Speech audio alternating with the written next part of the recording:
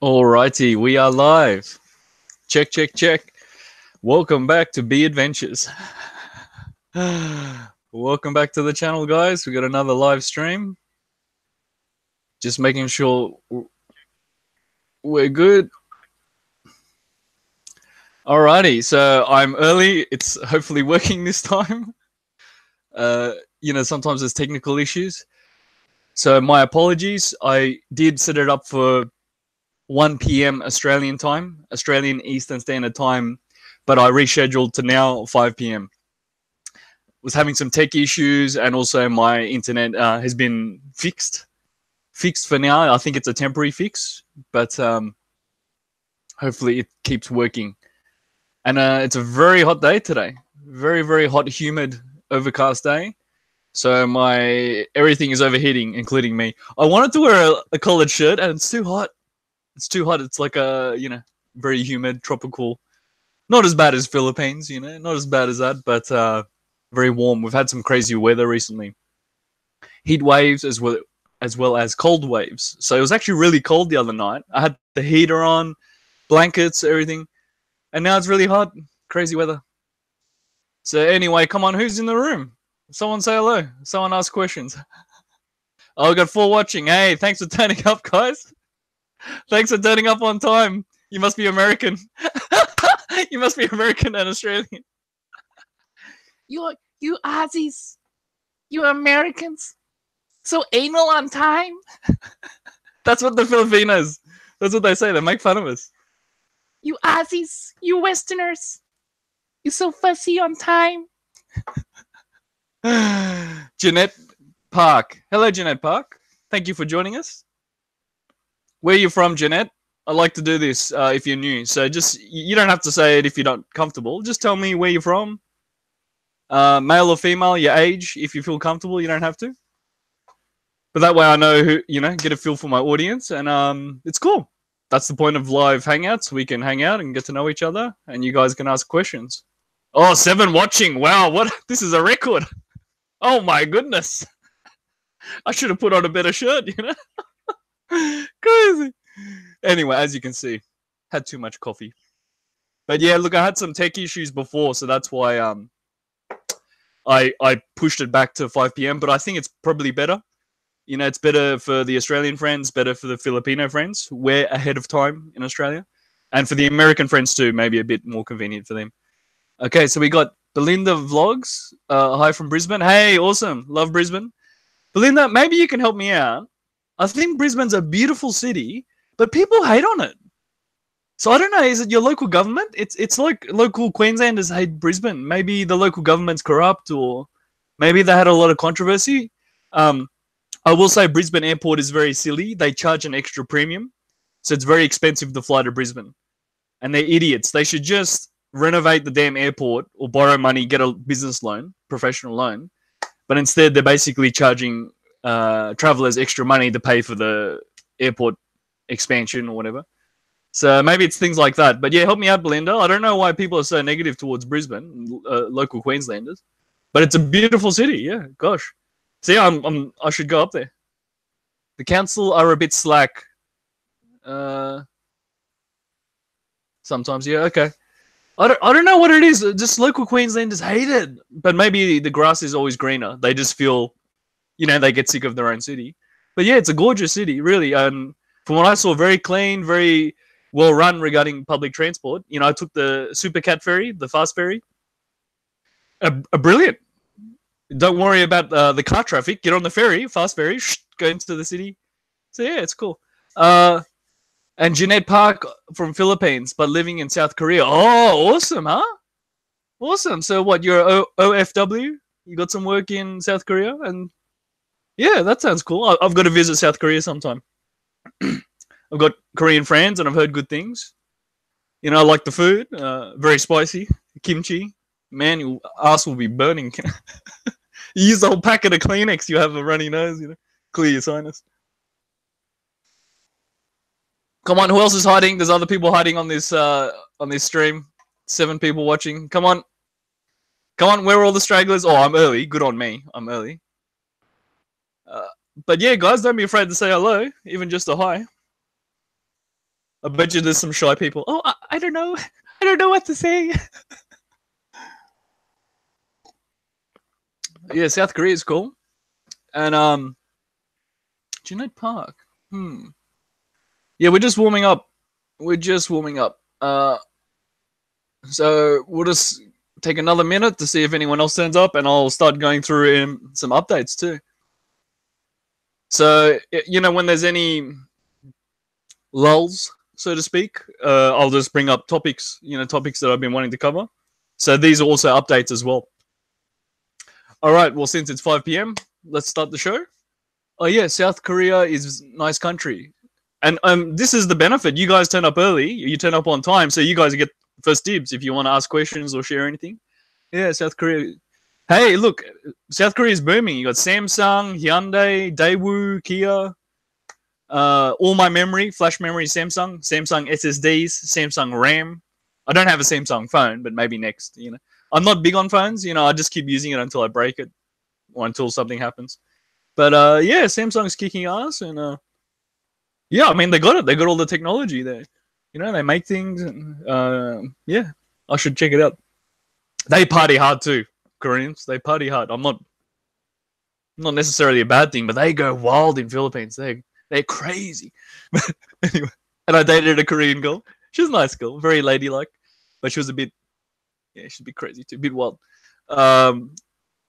And Belinda Vlogs, I've lived in Brisbane for 3 years and love it. I'm originally from Canberra. Hey, cool, Belinda. Hey, cool. Good on you. You can also message me on my Facebook page, yeah? So we can have if it's a bit private, we can have a bit more of a chat. Good on you. I'd love to talk to you more on Facebook, Belinda. Because I like that, you know, like just getting people's perspective. I know it's very subjective. But yeah, I was thinking about maybe exploring more of Brisbane too. You know, I mean, I was going there a lot when I was younger, but, you know, now it's different, you know, different maturity. You know, I'm looking at things like career, work, you know, is there good office work up there? What's it like to live there? You know, living standard. Yeah, you know, more mature stuff. Not just a party scene. You know, when you're young, you're going up for schoolies and partying. Anyway, for the international audience, Brisbane is like our Florida. You know, like Miami, you got the beach, you know, it's like a nice popular tourist place. And then next door, you got Gold Coast. About 1 hour's train ride or 1 hour's drive. So Gold Coast is, you know, the coast, very nice beaches. 2B, you're back. 2B, hey, it's Q&A again. How time flies. Which part of Australia are you from? I'm from the East Coast. I'm from near Sydney. 2B, you got to come up with a better name. Like put your first name like April 2B or I don't know, Christine 2B. I don't know. Because 2B, it does like. Are you serious? Anyway. But I'm not dissing your name, all right? Your channel name. Okay, let's keep going. So, yeah, look, we're starting right on time. Thank you to everyone who turned up on time. Good on you. Like I said, you get first dibs, so I'm happy to warm up with you guys. 9 people watching right now. Awesome. All right, so I'm going to get a couple of important updates out of the way. We got a measles outbreak in Australia. This is serious. Right? Because measles is highly contagious. We got a measles outbreak in Australia. It's been coming in from Southeast Asia and also the Middle East, meaning travelers who've brought it with them and they've brought it into the airport or brought it back to the local community. I'm just posting the news article now. This is serious, okay? So get your measles shots or your vaccination, immunization, whatever you call it. From what I understand, you need 2. So in Australia, we usually get 1 when we're young, when we're kids. Like in high school or something, and then you get a second one when you're an adult. So if you haven't had the second one, that's when you become vulnerable. I think it's like a booster. And also, of course, if you've never been immunized before, you're vulnerable. For young children, it's fatal. Young children can die from measles. Okay, so to the parents, you might want to look into it.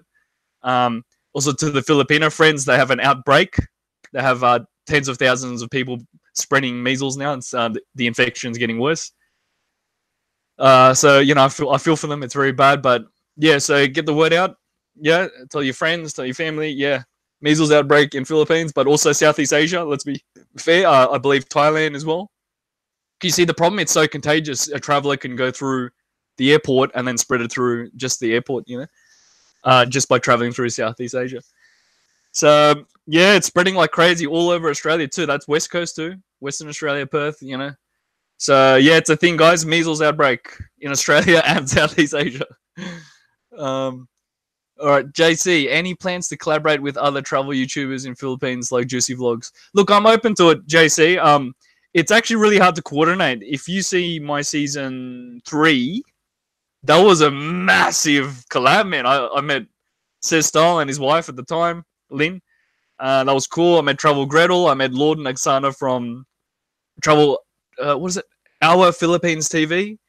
They got a long channel name. Who else did I meet? Oh yeah, Lucas Massa, Tok Tok Cali. You know, I met a bunch of channels, man. So I was open to it, but it is a lot of effort to coordinate, and also value. You know, as in there's times when you want to spend time together as friends, and then do you vlog, and there's all this stuff you got to coordinate. So yeah, I'm open to it. It's not a big deal, but it is a commitment, and it's a commitment that I do take seriously. And that's a thing the other channel may not take it seriously. You see. So if I take that commitment seriously, you know, I'll block out a whole, 1 day, 2 days a week to spend with that person or get to know them. And also talk shop too. You know, we talk about the editing, we talk about cameras and stuff like that. So anyway, Belinda Vlogs, I would love to chat with you on Facebook. My Facebook name. No, Belinda, I've got a Facebook page. Hold on. I'll post the link. That's what's awesome about the comment section. It allows us to put comments and document all this stuff. So that's my actual Facebook page, but we can chat. But I'm happy to chat, yeah, directly, Belinda. But that way you don't have to reveal too much of your personal details. But thank you, respect. What I'll do, I'll just save that too. I'll just save that too. And what else we got? And yeah, I'm just trying to juggle everything, guys. Just trying to juggle the comment section and trying to juggle these links and the updates. Right. So Belinda from Brisbane. Yeah, I'll follow up with you, Belinda. Thank you. That's cool, huh? That's cool. I'm so glad you joined, actually. How did you find my channel, Belinda, by the way? Was it my Brisbane videos? Or because I have been wanting to investigate Brisbane more. Okay, Robert Cherubino. Cherubino. Forgive me if I didn't say your name right, Robert. But yeah, what up? What up, the adventures? So thanks for joining us, Robert. What else we got? We got 12 watching. Oh, we reached the 12 watching limit. Oh my goodness. Someone might think it's a TV show. Let's keep going. Yeah, keep them rolling, guys. It's still early days. I'm glad we're getting a lot of engagement right now. There's still a HIV/AIDS epidemic, guys. It's serious in Philippines.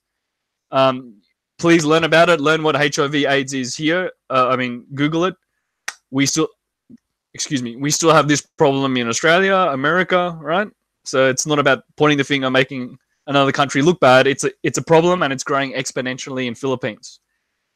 Exponentially means it's not like just 100 people got infected on January 2019. It's been 1,200 people. And it's growing, you know, it's 1,200, 2,000. You know, it keeps going up every month. It's really bad. So, yeah, so look, I'll post a link. I'll post some links. And what do we got? Let me just post this other link. This is a very good one for the measles outbreak in Philippines. Yeah, so it's really sad. Children are most vulnerable to measles, and already 12 kids have died. I think more, because you know we're still catching up on the news. I think more, but yeah, 12 kids died, man. 12 young children, so it's really sad. The reason why they had a dengue scandal, a dengue fever vaccine scandal, so everyone got scared of all vaccine. Not measles, this dengue fever, it was a dodgy company, and there was a lot of controversy and bribes, you know. So that vaccine got cancelled, and some children died of the dengue vaccine for dengue fever, but now everyone's paranoid of all vaccines, understandably so. So yeah, the measles thing is really getting out of control. So I really feel for them because people are dying, man. Kids are dying. So Robert says, hey, buddy, I'm a friend of your Angela City friends. Oh, really? Okay. Well, thanks, Robert. Yeah, let me know. But yeah, thank you for tuning in. That's cool, huh? Connecting people. Internet, technology. We got Carl Winston. Carl Winston, good afternoon. You ever going to start traveling again? Yeah, sure. Sure, Cal Winston. Long story short, I'm not in a particular rush, and as you can tell, there's a measles outbreak in Southeast Asia, not just Philippines. It's spreading, and it's also spreading here in Australia now. So you know, it was good that I just waited. One, I've got other work and business to take care of, my own personal life. I need to sort myself out first. We all do. We all forget to. We got to, you know, deal with our own problems. And two, better I waited out because of things like this. You got, you know, these infectious diseases and things breaking out. HIV/AIDS is on the rise. It's ridiculous. And then, of course, you got rebels and criminal groups, crime syndicates, drug cartels in Philippines. So I don't want to get too distracted, but Carl Winston, yeah, I'm happy to keep revisiting if you want to ask more. Belinda says, my nickname is B as well, so the name B Adventures captured my eye too. Oh, I see. But to be honest, Belinda, you've got a much better approach because it's your actual name, Belinda Vlogs. So as soon as I see your name, I know it's logical. Oh, Belinda Vlogs.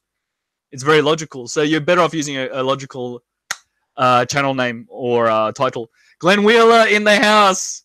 Hey, Glenn Wheeler. He's awesome. He's from America. Glenn's been very supportive. That's why you know, wanted to give him a shout out. Yeah, hey, thank you, Glenn, because he missed the last one. He did try to attend, but he missed it. How's the weather there? Yeah, very muggy, very humid, very hot and humid right now. It's crazy, Glenn. It's not as hot as before the heat wave, but it's very humid. But yeah, it's very hot right now. I'm actually sweating like crazy. But yeah, good to see you, Glenn. And also, Glenn rolls his own. Keep rolling your own. We'll talk about that later. Robert, vaccines are vital, but need more research. Yeah, yeah. But that's the thing, Robert. The measles vaccine has been around generations. It's nothing new. The problem was the Dengvaxia for dengue fever. Dengue fever is very dangerous. That was experimental and killed some children when they were, you know, experimenting and doing these dodgy things in Philippines. Do not confuse that with the measles vaccine. I got my measles shot when I was young. I need to go check with my doctor. I think I got my booster before Philippines. He just said he gave me a booster. It boosted everything, like snake oil, the magical booster. So I need to go check if I did get covered or not. But yeah, I'm gonna go get a shot again because we're having a measles outbreak in Australia, but also to prepare for next trouble. So can you see how dangerous it is? If someone's infected, just by going through an airport, they can spread measles to the whole airport, the staff, every other traveler, and then they travel around the world and it keeps spreading, you see. So, Outbreak. Glenn Wheeler, it snowed here a few times this week. Yeah, Washington State. Yeah, man, I saw in the news. You guys have been getting so much snow, and Canada as well. Robert, snow in Boston tomorrow. In Boston. There's so many good movies. The Town with Ben Affleck. That's a good one. Back when real men got haircuts like this, and they wore dope jackets and shot it out. You know, it's just an action movie. You know, they're robbing armored cars. That's a good movie. What's another one? The Departed. The Departed with Leonardo DiCaprio, the Irish gangsters. That's a really good movie. Jack Nicholson. You know. Anyway, I'm getting distracted. Yep, Belinda, thanks. Thumbs up. Robert, they sell their kidneys there too. Jesus. Yep. Yep. Okay. Glenn Wheeler, we've had quite a few measles here too. Yeah, I was checking previous cases. Someone had come back from Philippines and they spread it to LA, you know, when they flew back to Los Angeles. Yeah, so these outbreaks are not uncommon coming back from Southeast Asia or other developing countries. Yeah. So oh sorry, and now I'm gonna get onto the AIDS thing. So I've just got to get my public service message out of the way because I'm talking about that. So yeah, look, guys, it's serious. HIV/AIDS. It's spreading like crazy in Philippines. Respect, you know, I'm not making fun, but it's something we need to talk about. So I'll get that in there for you guys. Yeah. So look, we got to talk about it. You know, no glove, no love. Use protection, but also we need to increase education. I mean, even in the West, you know, it's getting out of control. It's getting out of control. So I got something even better. Something even better. Miss Universe 2018. Now that was late 2018. Catriona Gray, Australian Filipina. She's actually from Cairns, Queensland. There was some controversy. Hey, she's a Queenslander. So what? She won, all right? Australia won, Philippines won, so what? Anyway, she's gorgeous. She's a very big HIV/AIDS advocate, promoting awareness. So good on her. I'll share a link. So it's an open letter. It's called Catriona Gray's Open Letter to All Women. Good on her. Good on her. Really, I mean, that's what it's about. She's being responsible. She's not just showing off. She's being responsible with these social issues. That's what we're supposed to do. So as it says, open letter to all women, to all the men. Get your wives and girlfriends to read it. Send it to all women. Share it on social media. I will. I'll share it later on Facebook too. But yeah, it's just about promoting awareness, and who better? So if you're not comfortable to talk about it, technology, send them the link. You don't have to sit there being a medical expert. Send them the link and let Catriona Gray talk about it. Gorgeous Miss Universe, Hey, she's fantastic, huh? See, at least she's actually contributing something back to the community and trying to use her public position to get onto these issues. Alrighty, so let's keep going through the comments. Yeah, I don't want to get distracted. What we got? Blah, blah, blah. Robert says, Ben was in town shooting an old mobster movie. Oh, what was that? Was that Live by Night? Live by Night? Live by Night, that old Prohibition movie, I think. Is that what you mean? Or is it another one? But yeah, I like Ben Affleck. I know he gets a bad rap, like people hate on him. But look, he's a good director and movie maker. Like, he actually makes movies and as well as acting in them. And yeah, I like those old Prohibition gangster movies, and I like The Town, so. And Matt Damon, I believe they're both old friends from Boston. Grew up in Southie. Oh, Good Will Hunting. They started, young guys, Good Will Hunting. So they've, yeah, done some movies. Robert said, I brought a wife back from there, but no disease. Well done. Well done. Respect, Rob. Robert, you're winning. You're winning. You're the man. You're winning. I hope you got like the test results. Yeah, get a check. No, respect, man. That's cool. That's cool. She's beautiful. I have no doubt, Robert. Yeah, I've met some very beautiful Filipinos. Absolutely, I have no doubt. And of course, Miss Universe. She's very beautiful. Yeah, good on you, Robert. No, I mean it, and I hope it works out. Are you a doctor, bro? No. I'm not a doctor. I'm just into this. But it's public service message, guys. Seriously, I mean, I want to be responsible. If you're tuning in to these chats, awesome. Because it's a great way for us to engage. But also, while you're here, I might as well bring up the important stuff. Because think about it. If I go back to Philippines right now, there's a measles outbreak. I don't want to get measles. And HIV/AIDS is on the rise. That's serious, Come on, it's happening. People don't like to talk about it, but it's happening, all right? So you don't want to be with your girlfriend and get HIV/AIDS or something. Anyway, when are you coming back? I'm not sure. Abe Saladores. Thanks for tuning in. I'm not sure yet, man.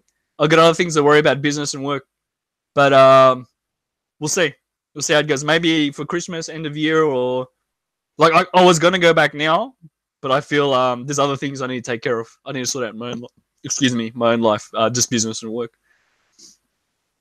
Your Boston actors. Yeah, man. Well, they put them on the map. Who's another one?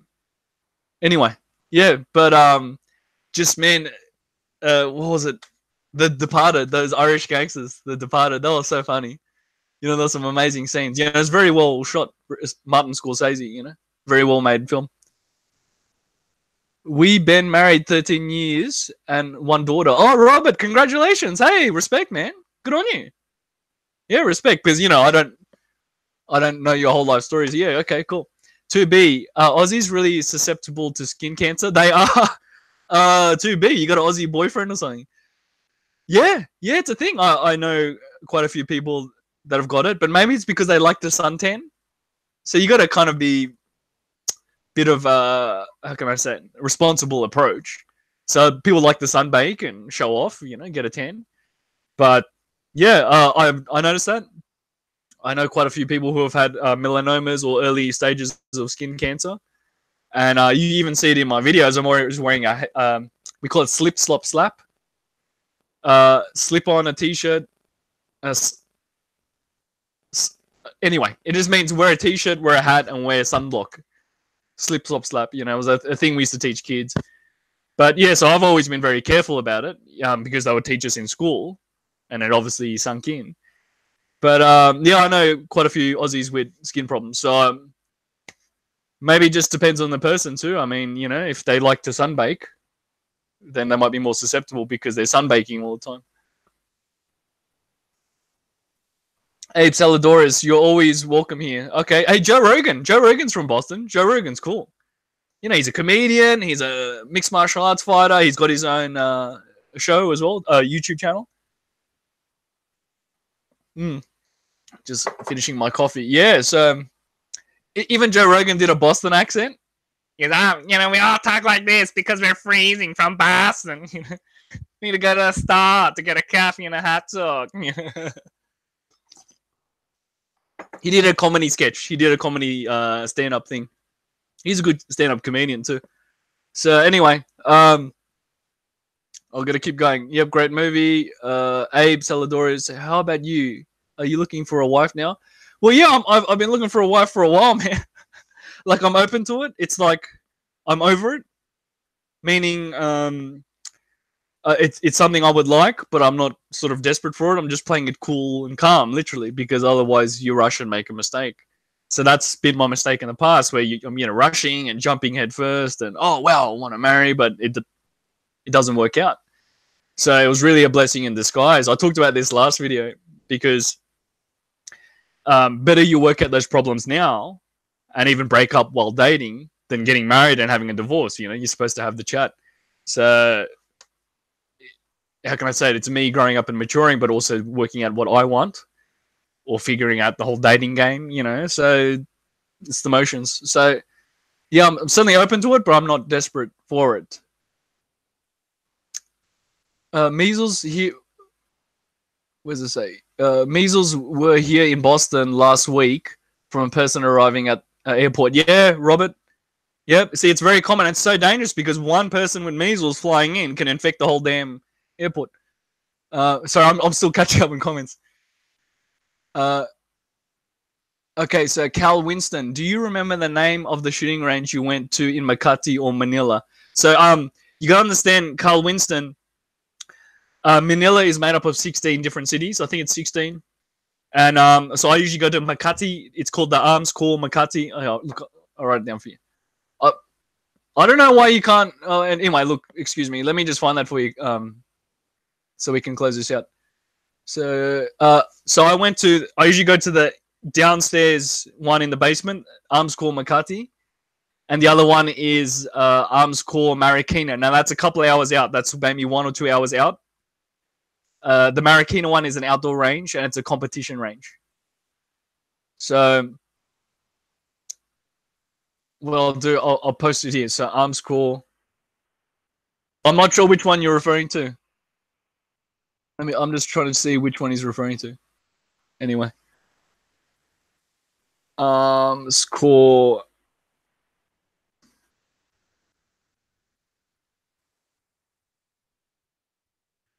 And you might want to go with a Filipino, or if you are Filipino, it will be cheaper prices. I think that's very dishonest. The way they do that, they make it triple or quadruple the price for foreigners. Arms Corps shooting range, Marikina. So that's in Marikina City, obviously, meaning or area. I guess other countries say district, but because Manila grew so fast outwardly, that's why they have to break it up into different cities, and for different management. So we might say town in Australia, a town, or some other countries might say district. And I'll post the other one for you, buddy. Oh, come on.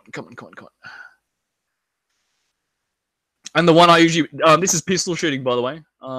Score Makati. So that's pretty much the only one I go to in Makati so far. There's more. I just haven't checked them out yet. So I think that answers your question. I hope. Go ahead and ask whatever it is. And score Makati. But there's other ones too. And this is in Makati Square Mall. That's in the mall. So yeah, check out the videos. You can actually, that's why I do it, so you can actually see what I'm talking about. Oh, Carl Winston, a girl you're dating wants to go. Woo! Shooting hot loads, man. Don't say this to her. Don't say this to her because you might ruin your date. But it's like, ooh, someone's shooting plus P ammunition. Someone's gonna shoot a hot load on the date. Maybe you can lubricate the bolt carrier. You probably don't even know what that means. Maybe you can ramrod that bore. Run an oily patch through that chamber. See, it's all coming out now. Anyway, I'm getting distracted. So, yeah, good on you, Cal Winston.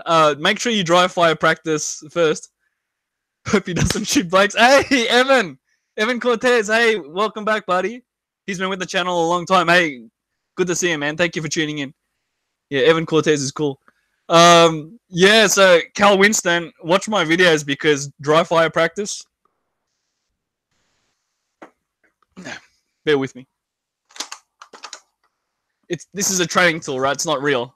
Yeah, do the whole, racket, click, do the dry fire practice first. Don't even use bullets, okay? Don't even load up yet. That way everyone's confident, get used to it, then load the damn thing and then shoot. Otherwise, you're just wasting your bullets and she'll get scared. And you'll get scared too. You'll be like, oh, which is normal. You flinch. And it's not because of the recoil. It's the blast, the noise, the flash. It's very distracting. So that's what I mean. Just get used to holding it properly. Get used to dry fire practice. Even ask the range. They can train you. The range can give you some dry fire lessons. Don't shoot straight away. Just do some lessons first. Safety as well. Learn the safety standard. Get used to it. And then start. Especially if she's new. And, you don't want to look like an idiot on your date. Glenn Wheeler, I started watching your cooking vids yesterday. They make me hungry though. Thanks, man. Well, it means they're working. Thanks, Glenn. Yeah, part of life, survival skills. It's not just cooking, guys. It's survival skills. You need to learn how to survive. Okay, awesome. So I'm just... To B, I think B is nearsighted. Oh, thank you, 2B. I guess I'll wear glasses. I should maybe wear reading glasses. No, you got to understand, I'm looking at all these different windows. I'm looking at all these different browsers. I've got too much information going on. And the writing is small. It's hard to coordinate. It's hard to maximize it anyway. Look. Anyway. I'm just making sure we got everything. Chris S. Hey, welcome, Chris S. Where you from? Guys, yeah, so if you haven't told me, tell me where you're from, what country, or what city, if you're comfortable. I'm just scrolling through to make sure I didn't miss anyone. Oh, Belinda said, yeah, the sun is extremely hot in Australia. You need SPF 50 plus sunscreen. Yep, very true. Very, very true. Graham, hey, Graham. Graham says, slip on a t-shirt, slap on some sunscreen, slap on a hat. Yeah, thanks, man. Got too much going on. I'm just scrolling through just to make sure I answered. If I didn't answer, go ahead and drop your question again. Oh my Lord, shooting blanks. Evan Cortez, we already started up. All right, let's keep going. Another thing, because we're getting some great questions, so we'll just keep going. Glenn's asking, do I live in an apartment or house? I live in a shared house at the moment. I live in a freestanding house. Hey, Chris S is from Melbourne. Hey, cool, man. I think I've seen you before because it's hard to recognize sometimes. People use different names. They change their name or they change their picture. Yeah, cool. Hey, thanks, Chris. Welcome. And Melbourne's a nice city. I've got family there, and I did some videos down there for a wedding. Anyway, yeah, and look, I was having a lot of internet issues. Just talking about stuff. I was having a lot of internet issues. The phone line, the cable actually was damaged coming to the house. So I think it's been temporarily repaired. I think it's been fixed. But we'll see. It's still a bit spotty. It's still a bit spotty. So if this suddenly breaks down, you'll know why. Technical issues. Graham is in Perth. It's handy that I have the same time zone as Philippines. Yeah, cool, man. Well, that's the thing. Perth is Western Australia, West Coast. It's so, if you look at the map, it's so close to Southeast Asia. Yeah, so I guess maybe cheaper flights or very quick, very short flights maybe. Yeah, it's awesome. You know, to certain countries, obviously, to maybe Indonesia and things like that. David Dunn, I saw you usually stay in Clipper Hotel, Makati. I like Makati, but the traffic there is so bad. It's so hard to get anywhere in Manila now. Really? David Dunn. Okay, yeah. So I don't like Clipper anymore. I don't stay there anymore. I covered that. I know a bit wishy-washy in season 4. I transferred. I wasn't happy. I transferred out of Clipper Hotel and went to another one. How's that? How's that in? You know, just an affordable like studio hotel apartment. That was cool.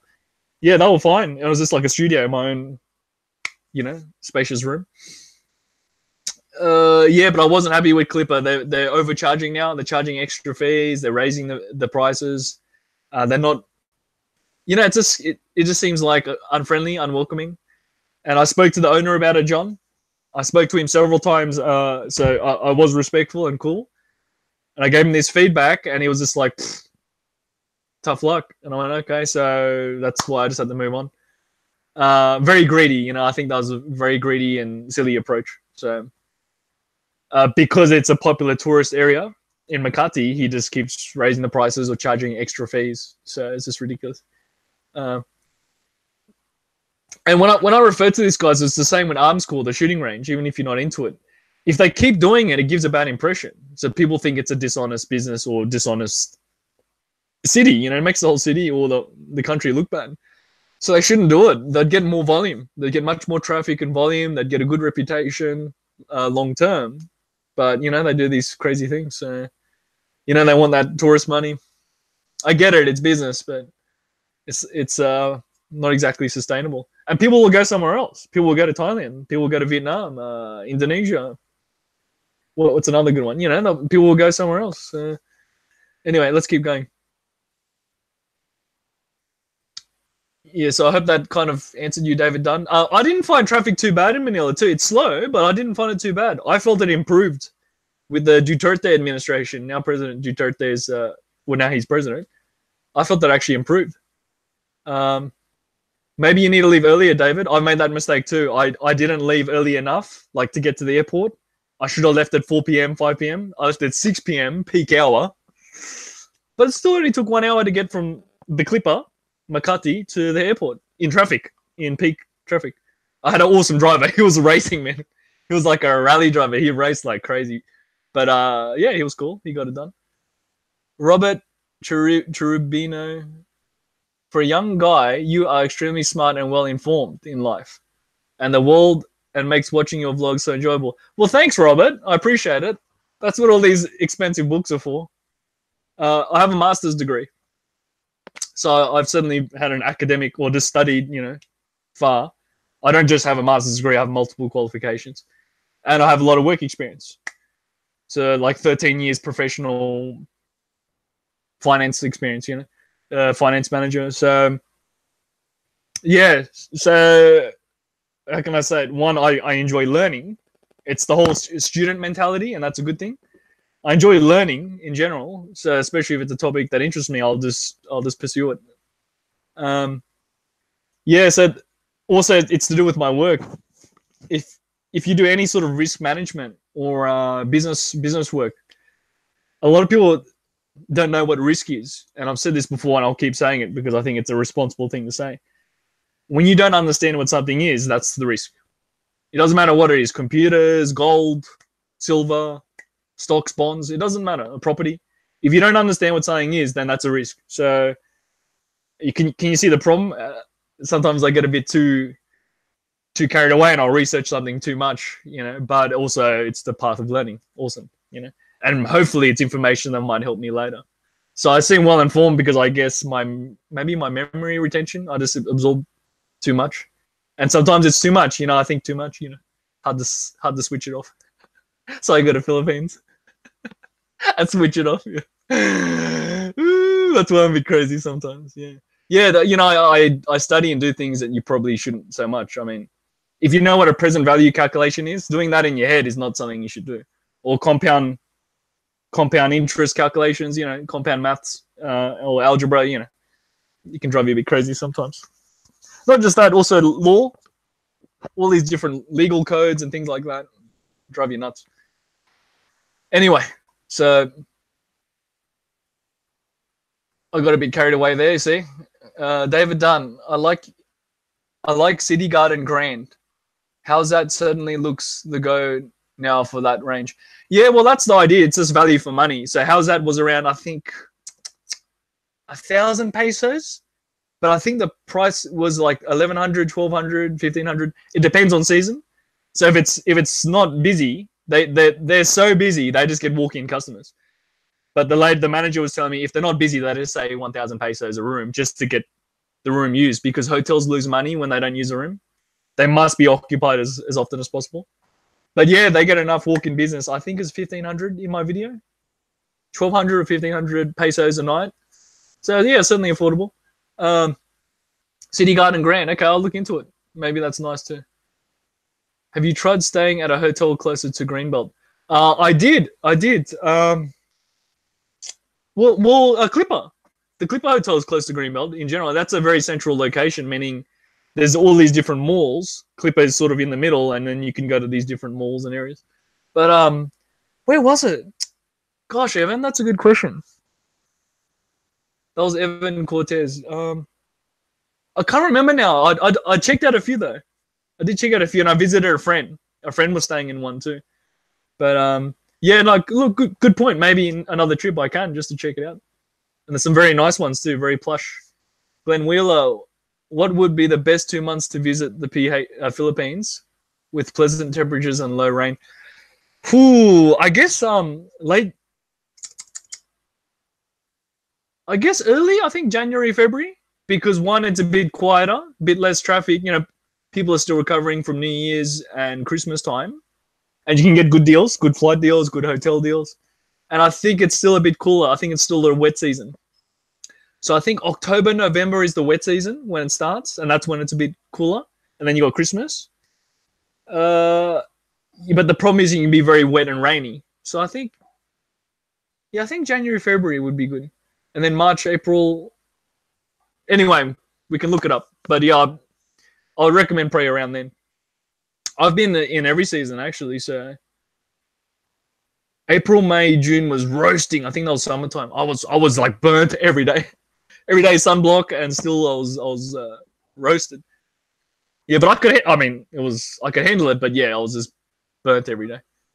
And also tourist prices, things are more expensive, everything's booking out. Don't go in Easter time. Easter's the worst, actually, I'd say. Easter, I didn't mind Christmas. I mean, it's very festive and nice.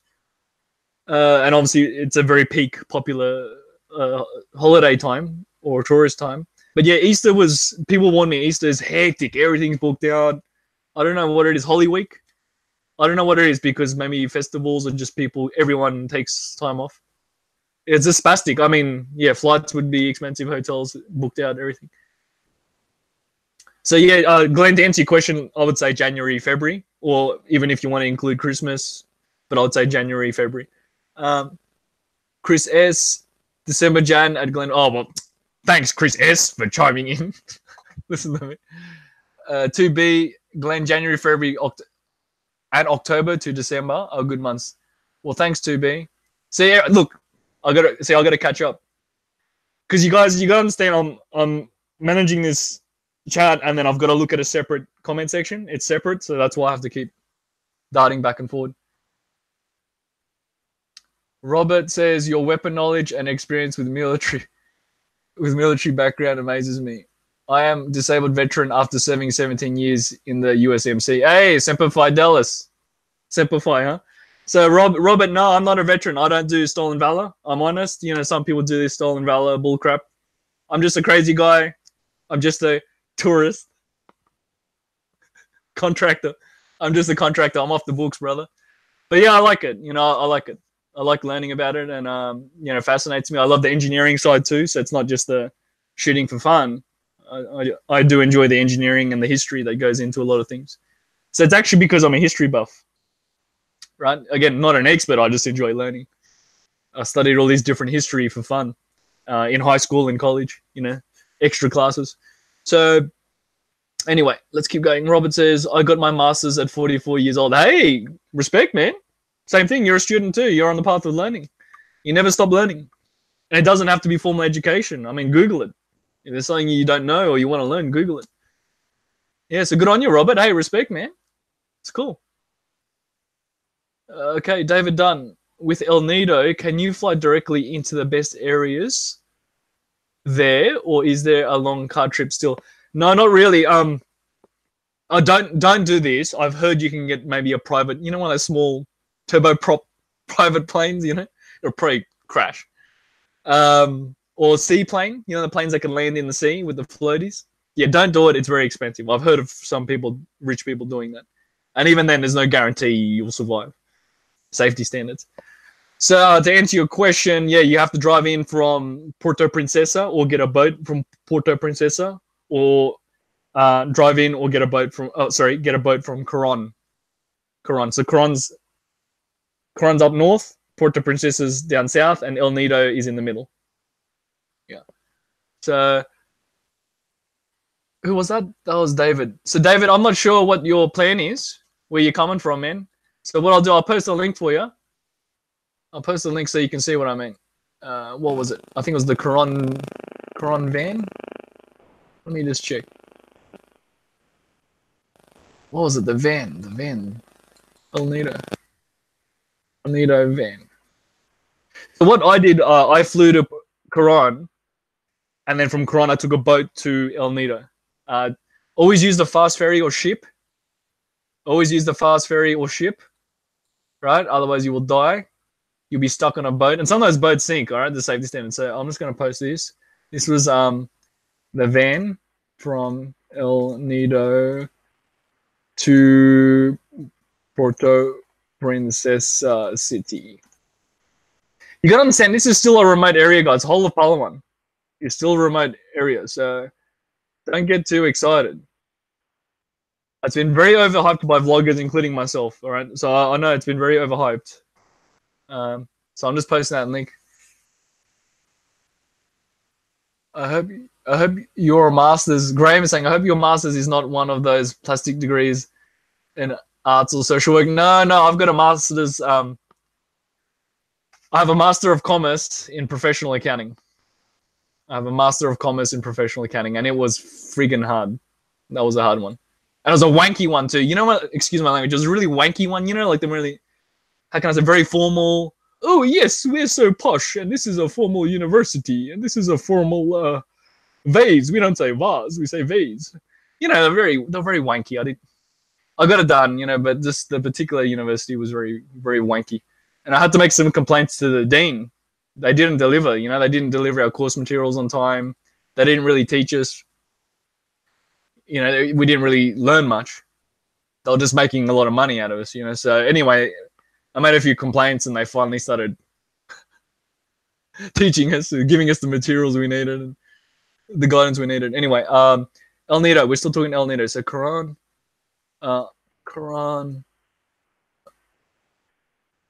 Sorry, guys, I just want to close this one out. You know what I mean? Just because some of you may have the same question. Yep. Okay, I got it. Fast ship to Coron or El Nido. Yeah, that's the one. That's the one I wanted to show you. So that fast ship didn't exist, so I took the slow boat, and that was nasty, man, because you're stuck roasting on a hot boat, and you can't do anything, and it's going slow. So the fast ship is always better, and the ship is a steel ship, so it's stronger in the water. That's important. I mean, these rickety outrigger rafts, you know, it's a raft with the two floaties on the side. Those things break, man. They sink. You know, they're not really meant for all the stuff they do with them. They're just fishing boats. But anyway.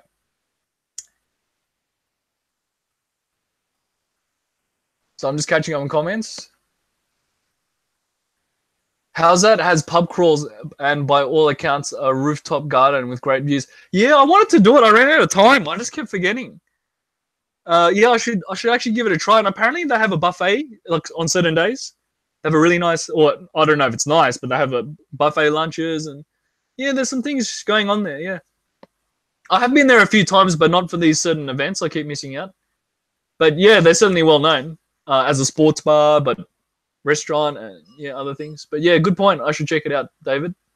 Graham says Baguio have no real noticeable humidity.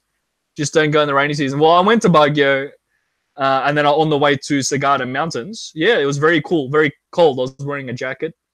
It would often rain at night or in the early morning and be very cool. Yeah, very cool temperature up in the mountains. That's why it's, you know, whatever, 12 hours from Manila, 8 hours from Manila. Sagada Mountain Province is about 12 hours drive from Manila. But yeah, that was worth it because I loved the hiking and the caving. So yeah, if anyone cares about that, I can post the link.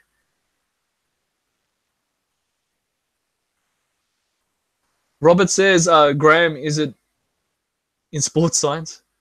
Oh, Stacey Stevens. Hey, welcome back. Welcome back, Stacey. Just joined my Aussie gentleman. Stacey, that's a hot avatar pic. You're showing off, huh? You're showing off your sexy pic. That's probably not you. Good on you. Good on you for stirring everyone up. Fred Valent, do you have a favorite airline for travel Sydney to Manila? So far it's been PAL, Philippine Airlines, just because of at the time when I started using them, they were the fastest 8-hour direct flight. So they were the fastest. Qantas Australia caught on and now they're offering it, and I want to start using Qantas. So it's not so much that PAL is my favorite, it's just because they had the shortest flight time and affordable online sales. So I went in understanding that. It's not very fancy. I'm not razzing PAL. I'm not ripping on PAL. But hey, gets the job done for international flight. That's it. I just use them for international flight. I don't particularly care. Because I built up my frequent flyer miles, that's why I did some other flights with PAL. Not because I like them, just because I had some frequent flyer miles I wanted to use up. Mabuhay miles, they call them. Mabuhay. Welcome to Philippine Airlines. I'm like this. They got their sales rep. I'm making videos with Philippine Airlines every video. They should give me free flights. Seriously. I get them more exposure than anyone else, you know. Including when I'm ripping on them, you know. Oh, there's no in-flight entertainment. Oh, the airport's crap, you know. Hey, they get the free advertising. Anyway, Fred Valiant, do you have a favorite airline? Oh, I'm sorry, I just read that one. Stacy says, you're a wise man. I like you as you tell no bullshit. Hey, thanks, Stacey. Well, that's the idea. You know, you got to find a balance, but the problem with lies is, you know, they come out. The lie comes out eventually, and then everyone knows you're a bullcrapper, you know. And it just causes more problems. You know, it is drama. People who like to stir up problems or troublemakers. Well, we don't like troublemakers. So anyway, but I know I do crazy things sometimes too. You know. Anyway, Robert says, I just put the Puerto Princesa El Nido and Coron trips this past July. Oh, I just did a ride. Good on you. Okay, yeah. Yeah, I see what you mean. Yeah, so you did the island. You went through the whole Palawan region, Puerto Princesa, El Nido, and then Coron. Yeah, good on you. And I recommend that. Yeah, go see all three. Yeah, guys, I'm not kidding. I don't want to keep razzing on it. I would skip El Nido. It's a waste of time. Van from El Nido to Puerto Princesa City. Oh, sorry, that's me posting links. See, I'm still catching up, guys. Stacey says, short the market. It's all fake numbers here, and where you are housing, auto credit, etc.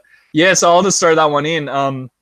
Guys, the best thing you can do is, I wrote this down, pay off your debt and save cash. Save cash for a rainy day. Just the best thing you can do. So if you have credit card debt, you have personal loans, or even a mortgage, you know, just do your best to pay it off. Pay it all off before the interest rates skyrocket through the roof. Yeah, and then when you get that squared away, then awesome, the world's your oyster.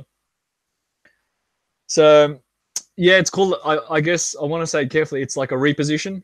Winter is coming. You know Game of Thrones? I like Game of Thrones. Many of you probably know it's a popular TV series. And they're always talking about winter in that universe. Oh, winter is coming. It'll be a long, cold winter, you know? So, yeah, guys, winter is coming. It's time to start paying off debt and saving cash. Save it for a rainy day. Why not, you know? Oh, and also Jason Heath, or Jason from Missouri. I don't know if Jason's in the room. Let me just check. Is Jason around? I wanted to give him a shout out. Jason actually reminded me to encourage me to keep doing these. So, and Jason's been following the channel. You know, he's cool. So I just wanted to say hello to Jason from Missouri. Okay, let's keep going. Chris S. Wanky. Yeah, haha. I wouldn't mind a wanky degree.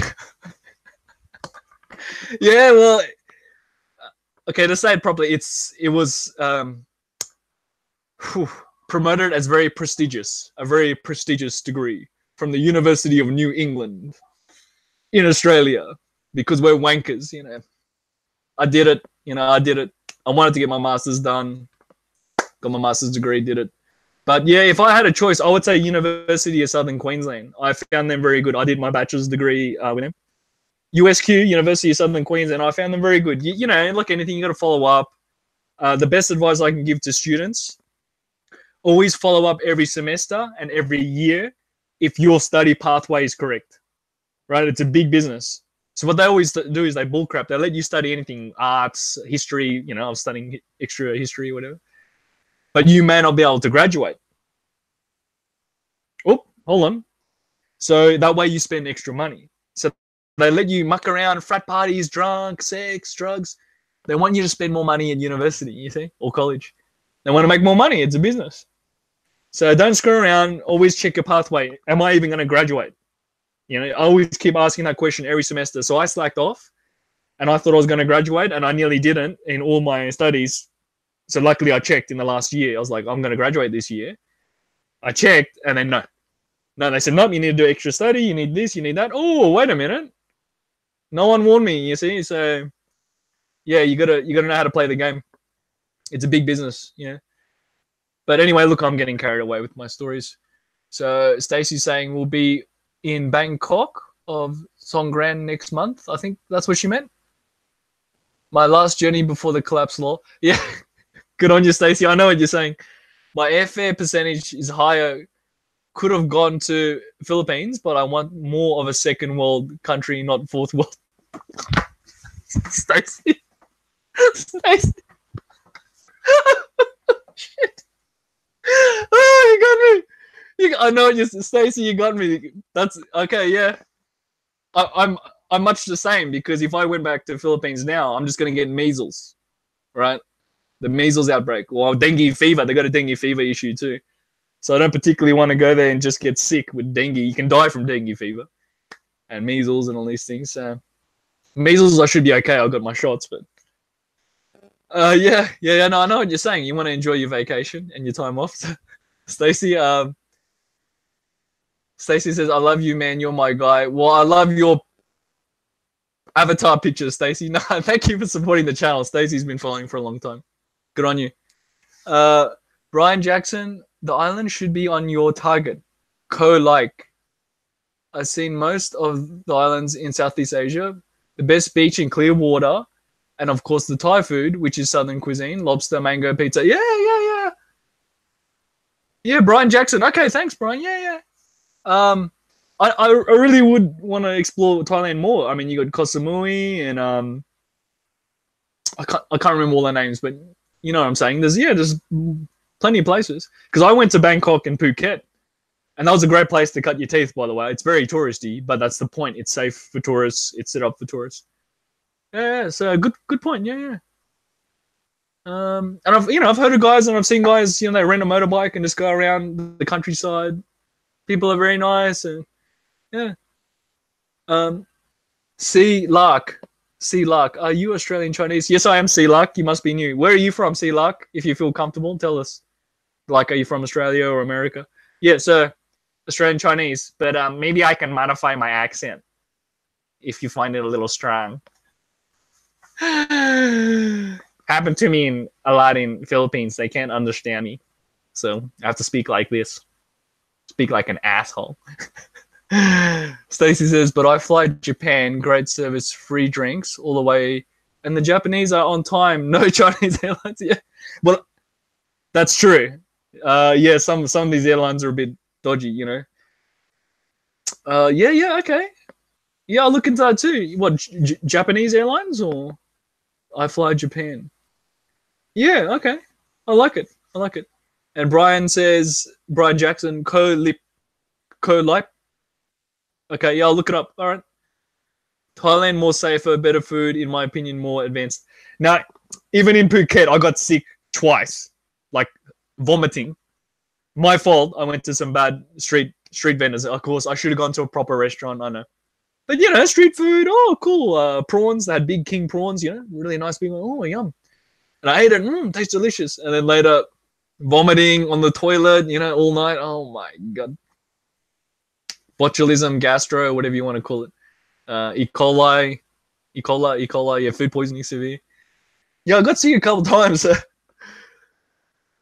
I know, I should have checked out the restaurants better. And that's why you see me doing it in my videos now. That's why, if I can, I go into the kitchen. Even if they get a little bit upset, I just want to show, is it a clean kitchen? Because, you know, I learned my lessons. Graham, I use Skyscanner. Yeah, I've heard. That's I think that's an American one. I use Skyscanner for my flights bookings because they will be the best flight that suits my budget and timetable. My preferred airline is Singapore Airlines. Oh, for sure, man. Singapore Airlines are like a Swiss watch, a finely oiled machine. They're always on time. They're always, yeah. I've heard good things about them. Yeah, okay, cool. The problem is, like, certain airlines don't turn up on Skyscanner. So the budget ones to get the deals, they don't necessarily turn up sometimes. And I actually emailed Cebu Pacific, which is a Philippine local carrier. I said, you guys need to modernize. You need to get your asses on Skyscanner. And I use Webjet. It's the same as Skyscanner, but I should use Skyscanner. But you get what I'm saying? A lot of these online brokers and travel websites, they can't use Cebu Pacific because they're so dodgy. They put in all these different fees and commissions. They're very silly. So Cebu Pacific, clean up your act. You're ruining your own business. Just say the price. Don't put in hidden fee. Just say the price. That's why other Skyscanner can't use them, because they keep putting in extra fees. They don't tell you the real price. Yeah, it's very like false advertising. It's very misleading and disingenuous. I think PAL, Philippine Airlines, does turn up on Skyscanner because they do publish the real price. Who would have thought? Publish the real price. You might get customers. Anyway. Robert says, Stacy, yes, true, but language barrier is a bit harder. Yeah. Thai are very nice people, but English is not common. But yeah, they're very nice people. And they know, they try to learn English, even a few words. They make the effort. It was really funny. I was talking to this masseuse, and she had an English-Thai translation book.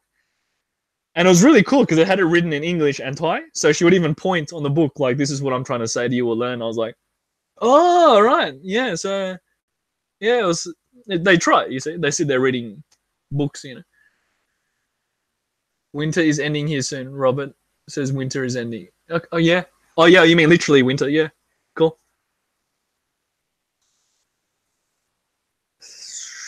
Stacy's saying food much better and more healthy. Let's be honest. PI food is sugar, salt, and fat. Heart attack.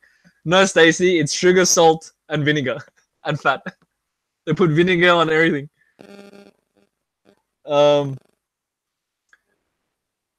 So I'm just catching on comments. You know what? I should read the comments on my phone. Guys, they read the comment. Yeah, that way it's, you know. Sorry. I'm just checking some more comments. Let's keep going. Keep going, guys. Yeah, keep asking questions. This is good. As you can see, I'm jumping between all these different technology. Glenn Wheeler says, so you're a master wanker. Oh, come on, Glenn. That was a bit much. I thought we're becoming friends. Take it easy. Oh my gosh, Glenn. That was inappropriate. No, the university were wankers. The teacher was a wanker. All the teachers were wankers. Not all of them. The dean was okay. He was cool because he was the big boss, the dean of the university. You know? But yeah, it was just, excuse my language, it was very pompous. That's a better way to say it. A very pompous university and degree. So, I mean, maybe years ago, that would have been very prestigious, or yeah, very, very overhyped, prestigious degree. But now it's just business, man. They just want money. And don't get me wrong, it did help me level up. It did help me get promotions and get management positions. But it's also bad too. People get scared. They go, oh, wow, you're overqualified. Well, you know, oh, that's a bad thing. You know, it's just people being insecure, really. It's got nothing to do with the qualification. It's just people being scared. Like managers worried I might take their job or something. You know. Let's keep going. Robert says, haha, yes, Stacy. Chris says, lol, Glenn. Blender says, lol. Whatever, guys. Stacy. Laugh. I don't bullshit either. Yeah, good on you. Well, hey guys, that's the point. Be honest. You know, honesty is very powerful. It's a great Warren Buffett quote. I love.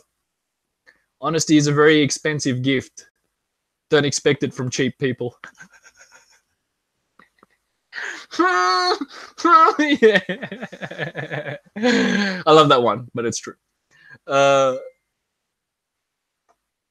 It's Svalbard is good too. Svalbard? David Bond. Oh, David. Hey, David. Svalbard, is that a online booking maybe? Online broker? Hey, welcome back, David Bond. Stacey Stevens, Japan airline voted #1. Okay, I'll look into it for real, even just for the experience. Yeah, wouldn't surprise me. Japanese are very they're known for being very precise and very disciplined. Great food service, and they're on time. Yep, absolutely. All right, let's keep going. Brian Jackson, one more question. Australia's most famous horse, 1920s. Falap, yes, means lightning in Thai. Is that a question or a statement? I believe you're correct. But yeah, Falap is a very famous racehorse. Yeah, very. I think even the bones were preserved, or Falap's heart, the horse heart. Obviously, it's a huge heart. Was preserved in a jar, and they put it in a museum just to prove how big the horse's heart is. Like he had an abnormally big heart. Making him a better racehorse, something like that. David Bond says Qatar has the best business class. Okay, yeah, Qatar Airways. I wouldn't be surprised. I've heard. I haven't tried them. I'm not in a rush, but yeah, sure. If they want to give me a free flight, so I can do a review. And I pay for my own, guys. I pay my own way. I'm not sponsored. All right, so I'm not, not too worried about that right now. You are right about our Australian accent. Sometimes I need to speak American to be understood in the Philippines. Yeah, man. I told that story. You can go watch the video, but I was asking for a towel with this accent. I want a towel for a shower. They go, no, sir, no tower. Why are you what tower? I said, no, I want a towel for a shower. And this continued, and then I had to, modify. Okay, I need a towel to have shower. Need a towel. Brandon. Peter. What tier? I say water. I say what tier? Too big. Too big is what tier? Or water. Anyway. Belinda says, flying Malaysia Airlines could be a bit of a gamble. They don't have a great track record. No, they do not, Belinda. They are the absolute idiots. There's this saying, the safest airline is the airline that's had a crash. Because they'll be paranoid about safety. Well, the first one went missing. The airplane literally went missing. The other one was shot down in Europe. Shot down, blown up over a war zone. They shouldn't have been flying over a war zone to start with. And then there was another one, yeah? I think there was a third one that went missing or that went down. So clearly very low standards. Yeah, no, I won't be trying Malaysian Airlines anytime soon. Stacy says I booked direct through Japan Airlines and got the same rate as cheapo air. Okay. Yeah, competitive. I heard it's a thing. It's something to do with the taxes. So you'll just pay for the taxes. But yeah, my friend went to Japan and he said the flight was like very affordable. He just paid $400 in taxes. So he paid more in taxes than for the flight. Return trip. He had a great time in Japan, yeah. He taught English there, but he also went there for vacation. He loved it, yeah. And hello to the Japanese friends. Maybe they can leave a comment if you're from Japan. That would be nice. And I posted my Okinawa t-shirt on my Facebook page. I took a picture and posted it. Anyway, it's just a t-shirt. Oh, Spore Rome, you're back. DKD, Spore Rome. Hoi, hoi, hoi, yeah. Man, you need a better name. Just put your normal name. Just put your first name. Chris S, yeah, their planes go missing. Well, man, they go missing worse than... I don't know. They go through planes like you go through socks and underwear, They last a while and then they disappear. They last a while and then they throw them out. It's crazy, man. Yeah, people are agreeing. Everyone's playing nice. That's great. 2B. Oh, she's speaking Tagalog. Can you read Tagalog? No, not really. Not really. Maarte. Oh, bala, you are putting this things on here. Anyway, it's like, ano? Ano? Why are you putting this Tagalog? Stacy says, just use Google Translate through your phone. Yeah. Don't worry, money and your point with finger will get you far. What? Be fine. Don't worry, money and your point with finger, whatever. Oh, point, right. Point with your finger, like if you're trying to explain something, yeah. So guys, by the way, I actually write in English. I'm not kidding. Like print. The easiest, like print capital letters, so it's very easy. So I'll write what I need in English and show someone, and that can be helpful too. The problem is the person you show it to may not understand English very well. They may not be able to read it. So that was a constant thing. I did that in Vietnam too. So someone couldn't understand me. I wrote it in Vietnam. They went and grabbed the kid. The kid came and could read English, and then he's told them in Vietnamese. So yeah, people were cool. I mean, Vietnam, the language barrier was very strong. English is not common, but people were generally cool. Like they would try to help you, especially in the tourist areas or Saigon. They still call it Saigon. It's Ho Chi Minh City, but yeah. Let's keep going. Oh, Canadian Kamoti, Corey, Canadian Kamoti writer, Sup Mofos. His name's Corey. Corey just hit 1,000 subscribers, so well done, man. The first 1,000 is the hardest. And I'm going to take some credit. You can give me some credit, man. I gave him some tips. He finally listened to me and he did it. So good on him. He's still learning. But yeah, the first 1,000 subscribers is the hardest, guys. We all start at 0. Even Casey Neistat starts at 0, you know. So don't be embarrassed about it. And good on him. Good on him. He's got motorbikes. He is really a Kamoti. Corey, I saw you on your street bike, Kawasaki Ninja, on dirt roads. Wah, wah, wah. It's a sports bike. It's a street bike, and he's on dirt roads. Dirt bike riding, man. Badass. That was too much, but that was cool, huh? That's probably how you damage your bike. Stacy says, I assure everyone on this channel I will not be wanking in Bangkok. Stacy, what's wrong with you? Stacy, I don't think that's you. I think that's a guy. I think that's a guy mucking around putting that picture and I don't know. You're quite the anomaly, Stacy. You're a secret agent. You will not be wanking in Bangkok. Well, I'm glad you told us all. I guess you'll just be banging some cock, as in the name Bangkok. I guess you'll just be entering Bangkok, or I don't know. Someone come up with a joke. Robert says pompous, like a Donald Trump kind of way. No, pompous like pompous like the fallen British Empire, you know? Like they're still trying to encourage the British Empire and it's already fallen. It's just ridiculous, you know? The UK is broke. No offense to the UK. That's the United Kingdom. Ireland, Scotland, England, they're all broke, man. They're all gone bankrupt. I'm not kidding. The Brexit, the whole British exit, that's what I'm trying to say. So it's like, you know, the ruins of Rome, man. Like they try to be so pompous. Good for them.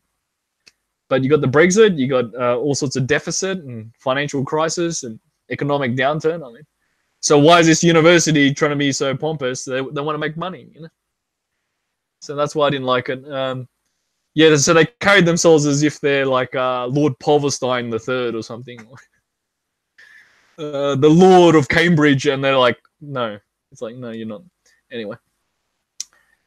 Stacy says, I refuse to pass through Middle East or China on my flight. The Japanese give great service. Yeah, I like that too. I like that approach too.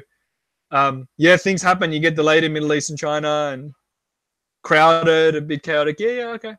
I like your style, Stacey, and I'm getting older, so I prefer a bit better quality and want to enjoy the trip. I mean, don't get me wrong. When you're young and you're strong and you're energetic, it's fun to backpack. But when you get older, it's like, no, I don't want to backpack. That's not fun. Anyway, it's not fun. Anyway, because you do ghetto things. That's what I'm talking about. You know, you do ghetto things, and then you know. Anyway, you know, you're always sacrificing your trip. You know, you're not having a good quality trip. Anyway. David Bond says, happy ending is the best ending. Well, sure. Sure. I'm sure you're referring to the movies, right? in the movies, yeah. But I mean, you know, sometimes there's a sad ending to the movie too. Stacy says David Bond, you're banned in Thailand. Yeah, he says no from Norway. Hey David, you should make some videos, man. Just make some short hobby videos. You know, of your watch, of your guns. You know, it's cool. He's a shooter.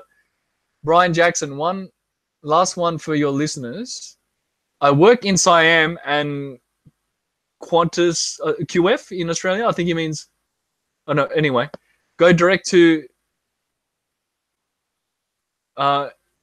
Southorn Mansion, SC Southorn Mansion. I don't know about your spelling, Brian. Very classy small hotel next to Singapore Embassy. $70. Hey, well, that sounds awesome. $70 Australian. Yeah, that's a good deal for a nice hotel. Yeah. I mean, in Phuket, we had a hotel $50 a night, but it was a 2-bedroom serviced apartment. You know, schmick. That was nice, man. Yeah, I know what you're saying.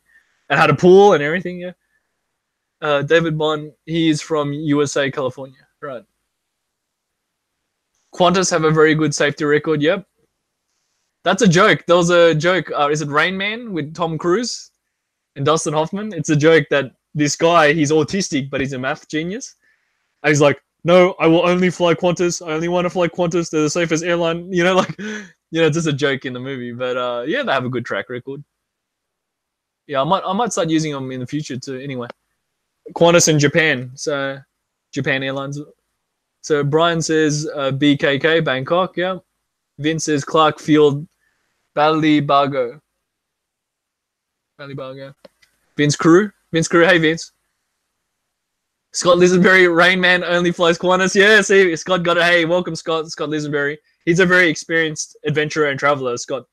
You can see Scott in Philippine Season 4. That's what we meant. You can see him in my travel series. So, yeah. But he's been everywhere, man. He's been all over the world, including all through Southeast Asia. But he's been to Europe, South America. He's been everywhere. I think, have you been to Middle East, Scott? I don't know. Matthew Magor. Why do you blink so much? I don't know, man. I got to see an eye doctor. It's a couple of things. One, they can be irritated. And two, it's REM, rapid eye movement, REM. And usually that's studied by doctors, both when you're awake and sleeping. But it's to do with, I guess, maybe my stimulation. Maybe I'm thinking too much and it causes my eyes to move. REM, rapid eye movement. So, yeah, I suffer REM from maybe my computer chip. I have a chip in my head, computer, CPU. Maybe I need more RAM. I need to upgrade. No, it's something to do with that, where I think too much and then my eyes move too much. So it shows maybe I'm processing too much data on my solid state drive.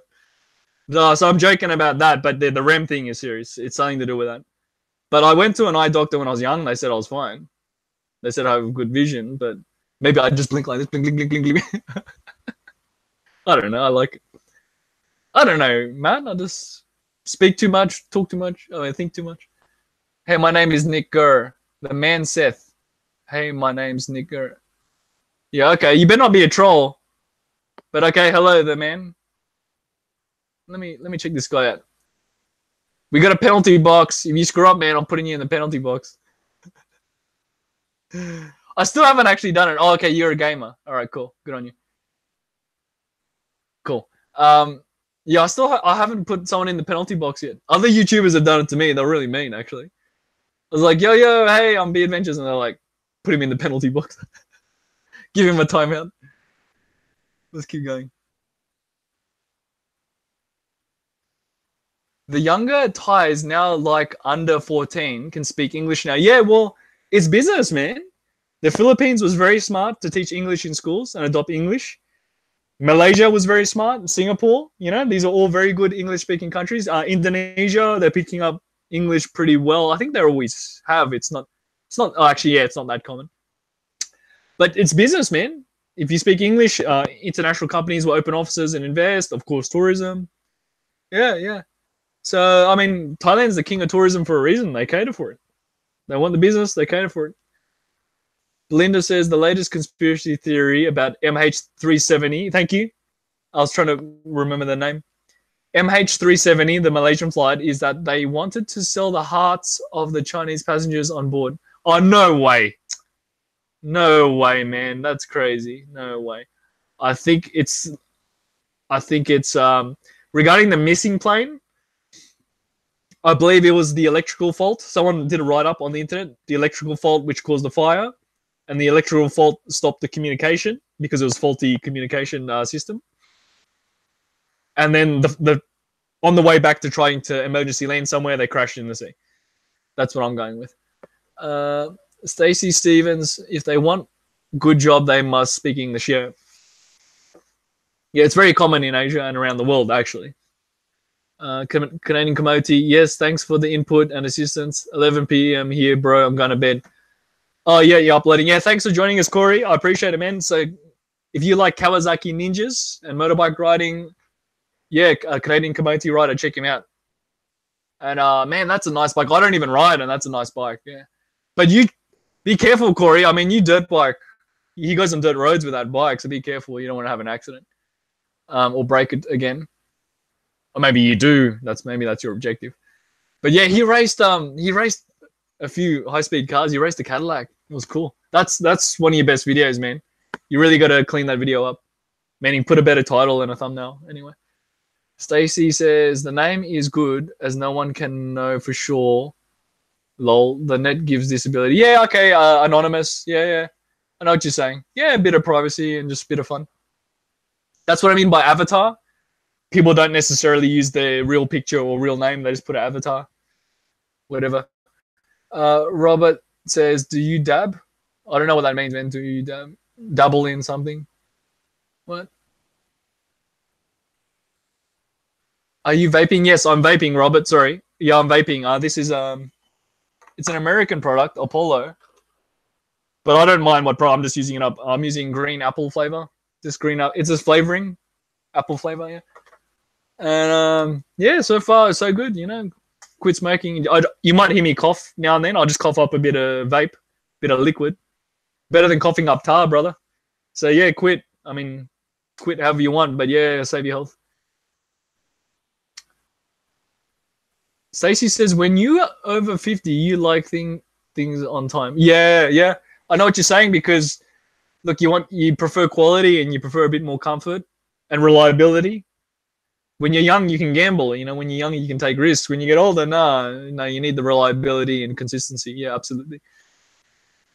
So I don't know what you mean by dab, Robert, but let's keep going. Stacey says, please bond. 90% of massage parlors give happy. Correct. Gosh, guys, yeah, not all of them, but some do. Some might refuse to. Some might say no, but we can bring someone else in the door. You know. Yeah. Okay. Yeah. Okay. Let's keep going. And that's everywhere. But that's every massage parlor in Southeast Asia. But anyway. Meaning you ask, some say yes, some say no, or they say you'll have to go down the street. You have to, whatever. Stacey says, I was dragged off a street into one fight, had to fight off two Thai gals that were very aggressive, like a go-go club. Oh, right, they grabbed her and tried to take her into a go-go club. Okay.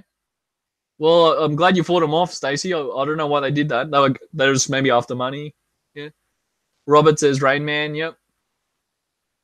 DKD Sport Rome, Hoi B, how's this? This Kano's life in the Philippines. Okay. Whatever. He's saying what? This American's life, whatever. You want legit massage in Bangkok, go to the Blind People's Massage Parlor. Okay. Blind People's Massage Parlor. It is real good and great prices. $6 US. Yeah, awesome. Yeah, that's what I'm talking about. Yeah. Okay. Brian Jackson, my keyboard been playing up. Referring to the MH370 flight. Have a look at the Carlisle group activities in Malaysia. All the big players are involved. Okay. I think you blinked the normal amount. Thanks, God. But yeah, if they're agitated, like if there's a lot of dust, you'll see that in some other videos. Maybe he meant that. There's a video where one, I had very irritated eyes from the dust and the pollution, and two, I was recovering from what's the zombie virus? The pink eye conjunctivitis. I call it zombie virus because you look like a zombie. But yeah, I actually had conjunctivitis. So there's a video where I'm doing this because I had an eye infection, conjunctivitis. Anyway, so thanks God. And Stacy says, no blind Thai gal tried to wank me. What are you doing? Stacy says, no blind Thai gal tried to wank me.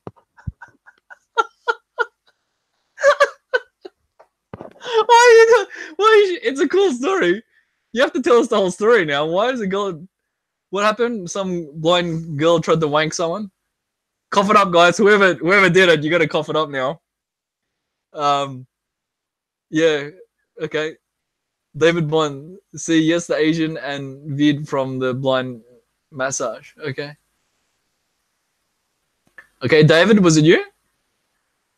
You have to pay extra. Yes, of course. Plus extra. What they call it? Plus extra. Plus extra. That conspiracy theory is just too crazy to be true. I think they're talking about the flight. Scott says, new topic. What's your next trip? I don't know. I'm tossing up everything, as in Southeast Asia. I was looking at possibly maybe Bali for just a quick trip for a vacay. Possibly Japan again for another vacay. And of course, we always have Philippines. And then America. Come on, Scott. Man, we're talking America. You know, pop. I'm gonna roll my own. Come on, I'm gonna make this rifle. You can make your own rifle. Oh yeah. You know what? I might as well give him a shout out. No one told me to say this. I'm just giving the guys a shout out. So if you're into AR-15s or you don't have one, you should get one. You got PSA, Palmetto State Armory, Palmetto State. Yeah, they got some deals. And you got Daytona Tactical. Now I got this friend, Jeff. He actually did it. He got the Daytona Tactical kits, and he rolled his own, right? And they are amazing. He actually did it. Like, they're not just bull crap. You got mid-length gas systems, heavy bull barrels, fluted barrels. You can get upper kits, lower kits, you name it. You know, the lower receivers, upper receivers, everything. So, yeah, Daytona Tactical. I'm not exaggerating. So if you're into it, Daytona Tactical, even just out of interest, you can Google it and look at the website. They have smoking deals. Unbelievable deals. So he actually bought some of these kits. He put them together. They work. You know, dead nuts accurate. Yeah. So if you want to roll your own, look at Daytona Tactical. Like, you wouldn't think it, but it's just this random website, and okay, they got these smoking kits, smoking deals. So yeah, I just like give them a shout out because even if you're international like me, it gives you an idea that you can roll your own for $400, $500, $600 for a very nice AR. So yeah, let's keep going.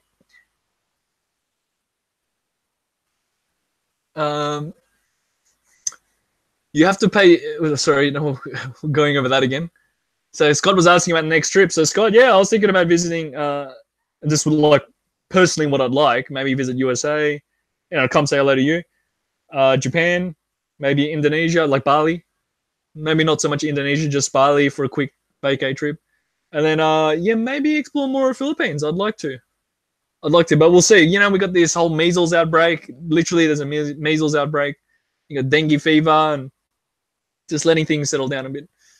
And they need to deal with that outbreak because people are getting, more and more people are getting infected. So they need to get the vaccinations or the immunization. And the good thing is the vaccine or the shot, whatever you want to call it, is contagious. So once you have the vaccine, it will help vaccinate other people in your area. So that's why it's so important. Yeah, so Brian Jackson says Airbus 330 fuel regulator is driven by GPS satellite. The last signal is where the place has stopped. Press conference, they said the pilot turned off. You can't. I see what you're saying. You can't just turn off the GPS. You can't just turn it off. So maybe it was damaged. Maybe there was a fire or some type of malfunction, obviously. But yeah, no, look, I'm keeping an open mind, but I just, yeah, I'm not particularly keen to fly Malaysian Airlines anytime. You know, maybe they get a new fleet in one day, or they have a better safety standard. They improve. Yeah. David Bond, Germany. Why is he talking Germany now? Okay. Stacy says, "Don't vape in Thailand. They will fine you." Okay. Okay. So obviously they take it very seriously. Okay. As in vaping or smoking. Scott says, "Dab is concentrated weed." Oh, right. Okay. Yep. Right. No, I don't do that. No.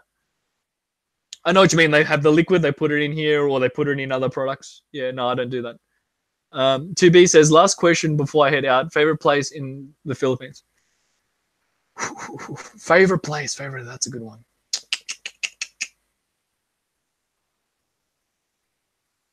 Gosh. The first one that came to mind, so that's usually one of the better ones. You know, it's like, I've already covered it so much that favorite place probably would have been Quran, but that was just touristy for the tourists. You know, island hopping, cool, and that was cool. Quran Palawan, yeah, but that was it. Like you just go do your tourist island hopping, and that's it. Yeah, and the other one would have been Sagada Mountain Province because it was cooler, and I like mountains and the hiking and the caving because I've never had such an experience like going through the caves like that in my life. So it was a wonderful experience. But again, it's very subjective for people who like hiking and caving. Yeah, those would probably be my top ones. But I've already been to Quran twice, so you see, I wouldn't want to go back. Not because I don't like it. I've been there twice. I need to find new places. And shooting, Angeles City, believe it or not, I go to the shooting range there, and that's cool. I like it because they have full auto. You know, brrr, do the machine guns. But anyway, yeah, I've talked about this stuff before, but yeah, let's keep going. Yeah, dabbing is vaping THC. Thanks for explaining that, Robert. I'm a medical marijuana patient and vape my medication. Okay, I understand. Everything in moderation. Yeah, I mean, if it's for medicine, it's for medicine. But everything in moderation, yeah. So, Spore Rome says, for my new name, as you mentioned, I should change it. Yeah, man, just put like your normal first name. Dab, yeah, they're talking about Dab. Okay.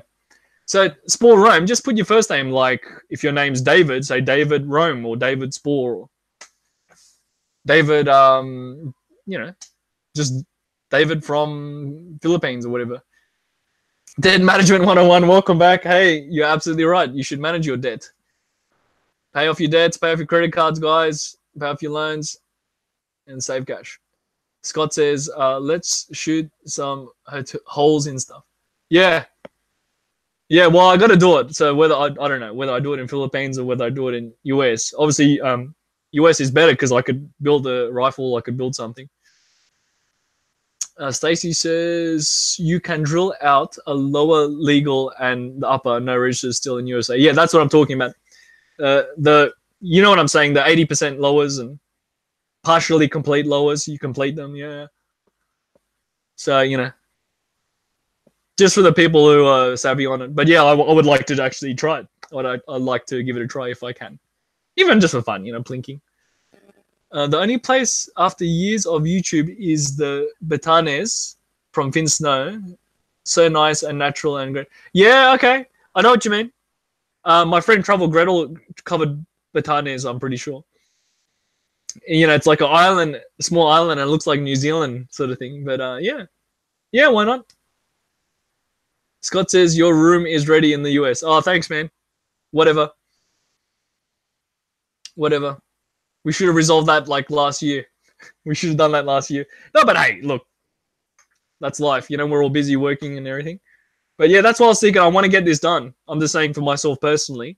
It's on the bucket list. I got to roll my own. I got to make a rifle. Destroy my enemies. Defeat the rebels. Do you have, I think he says, do you have vids featuring China? Not really. Not really. Asabi Konangaba. Not really. I have a fake Chinese video. See, I'm being honest. I'll find it for you. I'll find it for you. I'll show you what I mean. And this is the vid. Like, this is the vid you guys were meant to watch. It's a travel update.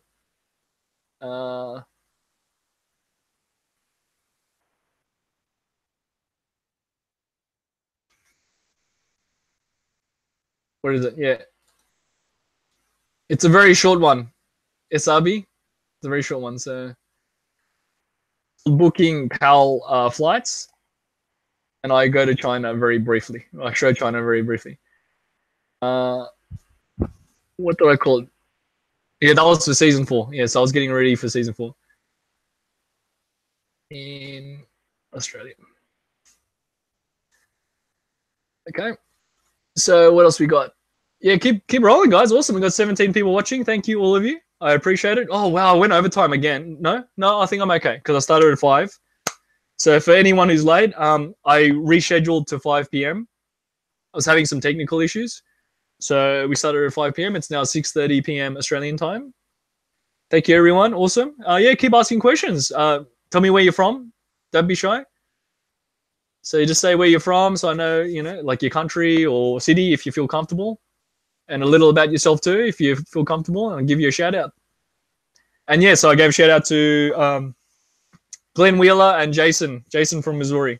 We'll see if he joins us because Jason apologized. He had to work. But I just wanted to say thank you to him because he's been reminding me to do these, and he's been supportive of the channel. And good on him. He's got an interesting story, he married a Filipina and stuff like that. He goes to the Philippines a lot. So yeah, he's quite interesting. So everyone's got a story. What's this? PAL has great rates now, but the reviews are terrible, Stacey. Well, you can watch my videos. I mean, yeah. Look, I got to be fair. Every airline is very expensive. To buy the airplane, the fuel, organizing the passengers, cargo, it's very expensive to run an airline. So they've been cutting corners for years. No in-flight entertainment, no TV screen on the chair, no charging your devices. They say they have Wi-Fi in the plane. They don't. It doesn't work. You have to pay for it. They give you free registration. You have to register for the Wi-Fi, and then you have to pay to use it. You see, I don't like that. It's very misleading. So again, I'm happy to pay for the SAL flights and direct flight. It saves me time. I know what I'm getting into, so I don't want to complain too much. But yeah, they cut corners a lot, and people keep over promoting. It's just embellishment. It's just showing off. Oh, we got a new airplane. Like one airplane. They go, oh, we got this new Boeing 747. Yeah, good for you. You bought one. We need a couple more. Yeah, it's like, well, like good on you for buying it, but it's not like you got them for every country. It's not like we're using those for Australia. We still got the rickety old 330s for Australia, A330s. Anyway, let's keep going. Scott says Australia real estate cries is big news now. Oh, right, yep. What do you think? Yeah, so I spoke about that before. Yeah, especially the big cities like Melbourne and Sydney, they're already falling 10 to 20%. But it's misleading because a one-bedroom apartment for $1 million is clearly overpriced. No one can afford it. Your average person on 50 grand a salary or income a year. So the average person, we usually talk about salary per annum, per year. So your average Joe Blow, he's on 50,000 salary income for the year. He cannot afford this $1 million apartment. So even for it to drop 20% is now $800,000. That's still insanely inflated. So even a 20% drop is not much. Really, 40 to 50% is needed just to normalize it. And even then, it's still frothy. Even then, it's still very expensive. So, yeah, so, watch this space. It's going to be the coming years. We will see how it plays out in the coming years. And we'll see how far it drops. Otherwise, we will have we'll have to devalue our currency. Our currency will devalue and our country will devalue. So for those of you who don't understand what that means, right now, 1 Australian dollar buys 70 US cents. 1 Australian dollar buys 70 US cents. And it will mean our currency will have to devalue and our money won't be worth anything. It'll be worth 10 cents in the dollar. Or you see? So that's why it's so dangerous. That's why in regards to the economics, if we overvalue things and lie about our property, which we do, any country that does that will have a devalued currency. It won't be worth anything. And it causes other economic crashes too, further economic downturn. So, yeah, I mean, people get upset and butthurt, but if they don't do it, it can ruin the whole country. Anyway, let's keep going. Stacy says, I spent extra to go through Japan Air as I like them. Right. Sorry, let me scroll down just in case I'm missing. Glenn says Portland, Oregon. Yep, awesome, Portland. I guess that's right next door. You're on the border to Washington State. My geography is not that good. Doyle in the Philippines. Hello, Doyle. Siggy, all set? I think you did it backwards. Siggy? Sige? Oh, Sige, all set? I think he means like Sige. Sige na? Or you mean Sig? I don't know. I don't know what he's saying. Robert says 3:30 a.m. here in Boston, so I got to go to bed. Okay. Hey, thanks for joining us, Robert. Thank you. Appreciate it. What do you got in Boston? You got Boston pizza or the Chicago pizza? Anyway, deep pan pizza. Anyway. So awesome. Yeah, thanks for joining us. Irish gangster. Departed from the departed. Stacy says Filipinos are the only Asians that do well in the USA don't ever bring a tie to USA disaster. Oh, USA. Sorry, the way she wrote it, I thought she said USA. USA. She put the capital U. Anyway, and lowercase. Yeah, so Filipinos are the only Asians that do well in the USA. Don't ever bring tie. Well, I mean, you know, they were occupied for a long time. So, there's already American English in Philippines. They learn American English, and there's a lot of American influence, which is a good thing. But, yeah, so I guess, a natural transition. But, drama. You know how it is, Stacey. Drama. They got to learn how to fit in. Like, even things like time. I was talking about that before. They don't turn up on time, and yeah, they got to get used to stuff. But hey, good on them. Yeah. No, there's always been a strong friendship and a strong relationship. Yeah, between US and Philippines. And I think that's a good thing. And Australia too. Many of them come to Australia, which is great. Why okay? No BS. Filipinos are good. What? Why okay? No BS. Filipinos are good. Hashtag what good in the bed? Like good sex, kisses, good kisses. With no education can earn well as a caregiver. Okay. US dollar 175 per 12-hour shift. Cash, no tax. Oh, wow. Well, I see what you're saying, Stacey. You can earn, as a caregiver, 175 US dollars per shift. That's still good money. Yeah. Very similar if you convert that to Australian dollars. Very similar here in Australia. Yeah. And I know people with very little skills, they did their caregiver certificate. You have to do some training. It's very easy, like safety standards and things. Yeah, they did their certificates in caregiving and aged care or caregiving, whatever it's called. And yeah, they're earning good money. But you need the personality for it. You need to want to care for people and that type of thing. But yeah, I know nurses, working in aged care or in nursing, both earning good money. Yeah, as they build up more experience, you can earn very good money. Yep. In Australia, I'm talking, but I'm sure in America too. Stacey says that the Thai baht is killing tourism from UK and many countries now. Okay, why? What happened with the baht? Let me check. Seriously, I'm going to check right now. Did something happen? Don't worry, guys. Let's just bring it up. So just, I'll do a quick shout out too. Just for the audience, the US dollar is buying. No, that can't be right. US dollar is buying 52 pesos, Philippine pesos. See, US dollar is buying 52 pesos. It doesn't mean you're rich, but that's a good rate. And the Australian dollar is buying 36.8, so almost 37 pesos in the Australian dollar. But yeah, look. Excuse me, guys. I got to quickly. Yeah, someone help me out. Yeah, well, why am I searching all this stuff? What happened with the Thai baht? I'm trying to figure it out now. Thai baht. So you got me thinking now. Anyway, it's good. Look, hey, it's a good check because we're talking about this for all of us. So $1 is buying 31.7 Thai baht. I don't know why that's so bad. Okay, I guess it dropped. It used to buy more. Okay, I think I know what you mean, Stacey. It used to buy way more. Okay. But That means it's an indicator, economic indicator. So maybe Thailand is doing very well, their economy.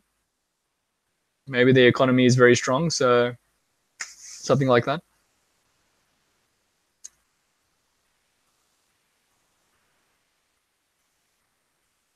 Belinda says, do you think Australia is headed for another recession? Yes. The short answer is yes, but I don't want to scare you. So, you know, the politicians will say economic downturn or economic cooling. You know, they always say something else because they're liars, you know. Political correctness is not correct. It's just a way for a politician to lie. Yeah, but we don't know how long, right? So it could be a long tail. A recession means a sudden drop. So it might be, if possible, if the government's smart, which they're not, but if possible, if the government and business are smart, they'll deleverage. They'll slowly deleverage in a controlled way. That way it's more stable. That way we don't just get a crash. Recession is more of a crash. But yeah, I mean, Stacey, I mean, just look it up. Google it. Google it. I mean, you can find the data. It's there. I mean, look at the GDP, gross domestic product. That's already one economic indicator there. It's not everything. Yeah, there's plenty of websites. You got the Australian Bureau of Statistics. You even have like the Wall Street Journal, Financial Review. There's plenty of publications that are publishing the data. I mean, and you can't just trust one. You got to check them all. So all it means is, like I said, pay off debts. You got to start small. If it's credit cards, focus on paying them off. Pay them off in full. And then if you got personal loans, pay them off in full. And you got finance on the car, you know, pay it off, you know. And then get up to your mortgage, you know, pay off your mortgage if you have one. I don't for that reason. So, yeah, it's just, you know, getting ready for winter, as I said. We don't need to overthink it. Just pay off your debts, save, and get ready for winter. I mean, to give you an idea, Belinda, I'm not sure if you probably don't know. I talked about it in my previous video. I paid off my student debt. So I had about $40,000 in student debt, which isn't too bad for Australia. That's not too bad. I was a Commonwealth-supported student. What that means is, for those who don't know, we call it HELP. It's an acronym, HELP. And it's a type of student loan from the government. So you do your study, and then you pay it back later when you work full-time. So I did that. I'd used the system appropriately. When I got a full-time job, I paid it off. So, you know, slowly paid it off. So $40,000, you know, it's a lot of money, but I made the effort. I'm not lying. I paid it off. It sucked. I wanted to buy a Mercedes. You know, wanted to show off. I worked hard and I paid it off. So I earned it. Right? And that's why I got nice things now. It's my G-Shock. Yeah, I know I'm being flamboyant, but that's the whole point. You know, I worked my ass off and paid it off. So, and then, you know, my credit card, to give you an example, I use my credit card, groceries, fuel, you know, parking, you know, normal living expenses, and then I direct debit from my bank account to pay it off. So my bank account electronically pays off my credit card every month. It's always paid off in full. So obviously I don't live beyond my means, or that's my key. I try not to live beyond my means. Anyway, let's keep going. I got carried away. But I wanted to be responsible about that, guys, because some people get scared as soon as you mention the R word, recession, and they don't understand what it means. It just means things get tighter, you know, more taxes, or the government will try to find more ways to tax you. Interest rates will go up. Unemployment will go up.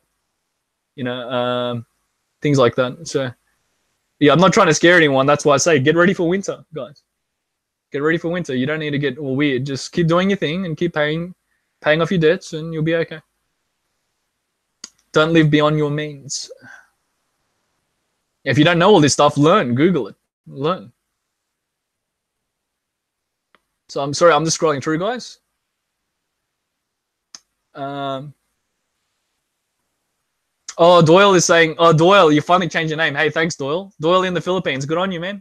Hey, we got another name changer. That's more logical. And then I can just say Doyle. Okay. That's much better than some crazy long one. Okay, sige now. Glenn saying, yes, I can spit and hit Washington from here. Yep. I'm catching up in the comments now. Scott saying, do you think gold will jump in value if the US and Australia currency eats dirt? Well, look, man, you're asking me for advice. Like, one, I can follow up with you, but two, it's like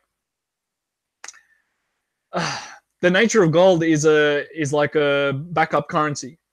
It's not really something you carry around with you. I know you can, but you don't carry around blocks of gold or bars of troy ounce gold or silver with you. It's just ridiculous. I know you could, but it's just ridiculous. That's why we came up with paper and electronic currency.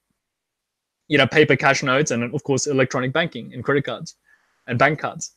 So precious metals, I'm just going to say precious metals, gold and silver, they only really matter when there's a crash, you know. And then even then, how do you, like, it's very hard to time. So as a base rule, 5 to 10% of your savings in precious metals might be quite nice as a backup. But I'm not going to tell you how to play the market, man. I can't do that. The only way you can do that is research it for yourself. I'm not trying to avoid your question. I can't tell you how to do it. You have to research it for yourself. I was speaking to another friend in Australia about that, where he's collecting precious metals, you know, bars of silver and gold, or collector's coins and things like that. And, you know, very real ones, real gold coins and silver coins, pure, 99.99% silver, and other types of gold bullion, whether it's 9 carat, 18 carat, 24 carat, whatever. And I just said to him, mate, what are you going to do? Like, it's heavy. It's physically heavy. Okay, these gold and silver coins. What are you going to do? What, run around trying to trade them? You know, I mean, I'm not razzing it. I'm not dissing it. I was like, do it professionally. If you're going to do it, research it, do it professionally. You know what I mean?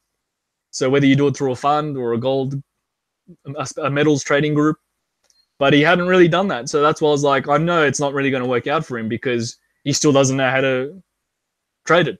He still hasn't done it yet. I said, just do it for experience. Like, get that gold coin or silver coin. You know, it's just one, and see what you have to do to trade it or whatever, you know.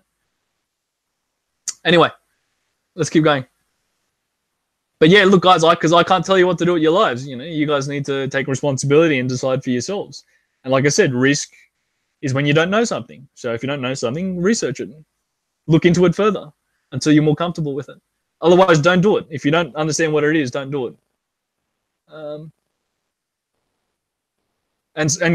I guess to answer your question, Scott, gold and silver have been down at the moment. They've been down in value, or very stagnant from what I understand. But yeah, again, look, I haven't checked in a while.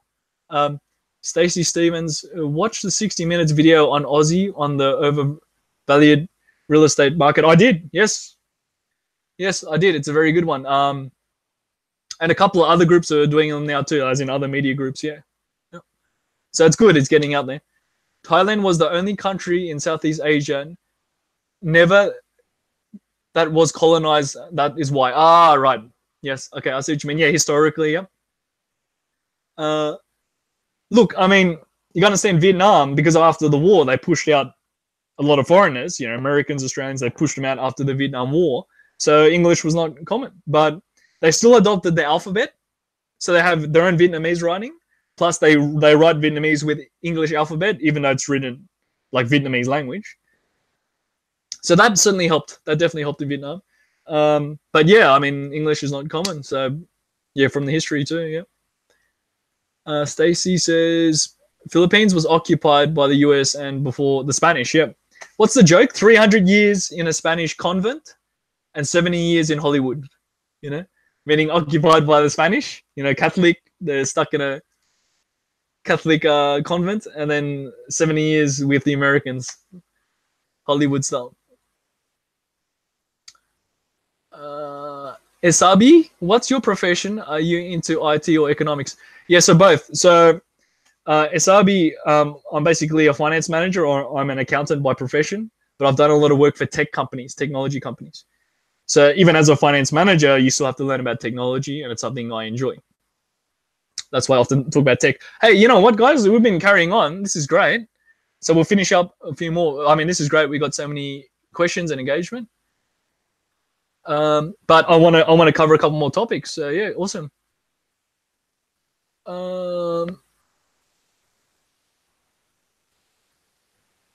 Stacy clarified Filipinos, okay. And she's saying no BS are good ass kisses. Okay, well, that's what Stacy said. I'm not raising you. I know what you mean. Especially, this is the warning I give a lot of friends. A friend of mine, he wants to go to Philippines. He's an older gentleman, and he wants to go and maybe, you know, have a nice vacay. maybe look at retirement. I said to him, mate, you know, we're close. I said, they will sweet talk you. They're very good at sweet talking. And because they speak such good American English, it's misleading. You think, oh, they're cool. They speak American English. A scam is a scam. You know, that's the point. They're still targeting you because you're a foreigner. So he's an Australian guy. I said, they're going to jump all over you because you're an older Australian and they're going to try and steal your retirement money, you know? So anyway, we had the chat, you know, I was just explaining it to him. But my point is, yeah, I mean, not all are bad. It's just that as soon as you speak to someone so friendly and nice, such good American English, yeah, you can drop your guard. But don't get me wrong, there's very nice people. But the scammers will target him because he's, you know, he's an Australian. Same with me. They target me because they know I'm a foreigner, or when they work it out. So anyway, let's keep going. Stacy says, no education, just sit with the lower lads all night. Okay. Yeah, I know what you're saying. Sitting with the old ladies. In aged care, in healthcare and aged care, yeah. She says pesos, no baht. Baht has lost 40%. Okay. I see what you mean. Aussie as well. Oh, okay, devaluing the currency. All right, she's talking about devaluing. Well, that's a bit more advanced. Good for you, Stacey. Economics. Yeah, so SRB, as I said, I mean, I've got a master's degree. I have multiple qualifications, mainly in finance, but I'm also versed in economics. That's the whole point. I study it formally, but I also follow it in practicality too. I try to keep up to date. It's very time consuming, you know, and like, as you can tell, rapid eye movement makes me crazy. It does. It makes you crazy. You're studying all this economic data. You know, it gets a bit much. Anyway, let's keep going. Yeah, I see what you're saying. So the Australian dollar and the Thai baht has lost value over the last 5 years. Yeah, that's true. Aussie, UK, and US all are in a recession and going to get worse. The Big Short. Yeah, it's not. I would say technically yes, but I don't want to scare people. Any negative contraction of the economy, any negative contraction, even less than 1%, minus 0.001, not 1%, minus 0.001. If it's negative for 2 consecutive quarters, meaning for like 6 months, then we call it a recession. But negative 0.5%, negative a quarter, not 1%, a quarter of a percent, you know, 0.025 or 0.25%. You know, it doesn't really matter. But yeah, I mean, we're going on plateaus is my point. We're going on plateaus. So, you know, if you do your thing, you'll be okay. If you start doing stupid things, then you're going to be in big trouble. I'll give you an example. A friend of mine was showing off. He is a big show off, right? I'm just saying his personality. He was like, oh, I'm going to invest 100 grand in collector's cars. I was like, no. I was like, whoa. Not a good idea right now. I asked him, I wasn't razzing him. I said, how did you go with the collector's cars? He never responded. He never replied. I never made fun of him, but I was like, oh, okay. So whether he didn't go through with the deal or he did and he lost his money. You see, don't do stupid things, man. You know, 2% savings interest in a bank account, 2% savings interest on a bank account is better than losing it all. You know, people don't understand that. Oh, you want to play the big game? Well, you can lose it all. You know, if you don't know what you're doing, like I said, if you don't know what you're doing, then that's a risk. Risk is when you don't understand. So look, I don't want to keep getting distracted. As you can tell, I'm getting carried away. Yep. Scott says we call a recession a correction. Yeah, well, everyone does. It just sounds a bit better. Yeah. No, and there is such a thing as a correction. When figures are not accurate, they need to be corrected, whether it's high or low. So the excuse is a correction, but sometimes you don't know if it's a correction or a recession. And by the time you get the economic data, the data itself can be old. By the time we collect all this data, you know, jobs, taxes, equities, bonds, property, by the time we collect it all, it's already 3 months, 6 months old. Sometimes 1 year. 1 year old already. Big Bear, Hug Bear. Scott, don't worry, man. Like, you know, you're always welcome to message me and we can catch up later because Scott and I, you know, we know each other. I want to keep rolling. Yeah, so I've got to keep rolling through these comments. The Thai baht is very strong against all currencies, 20% or more depending where you are from over a 3-year period. Yeah, so Big Bear, Huge Bear. What a weird name. I know what you're saying, because when I went to Thailand, there was a better exchange rate. So it means Thailand is stronger as a currency and a country. They're doing well, obviously, for some reason. Tourism, and they probably have good jobs, like they're growing. So that's what I mean. It reflects the strength of a country's economy. It's just an economic indicator. You know, there's many indicators, but yeah, that's why these corrections are so important. When there is a correction, if you don't do it, then your currency will devalue. So obviously Thailand's kicking ass, meaning their currency is going up in value. They're winning. So whatever they're doing, I haven't researched them in a while. Good for them. Let's keep going. Blender says good work. Trucker B says Kentucky. Was that the Mudmaster? Okay, whatever. But yeah, Kentucky. Hey, I like Kentucky. There's a show called Justified, TV show with Timothy Oliphant. And he's a U.S. Marshal in Kentucky. And he drinks bourbon, and he eats fried chicken, and he shoots guns. So that's what you guys do in Kentucky. I know, it's a TV show. Stacy says, I pay off my CC monthly, my credit card monthly, and pay cash for my car.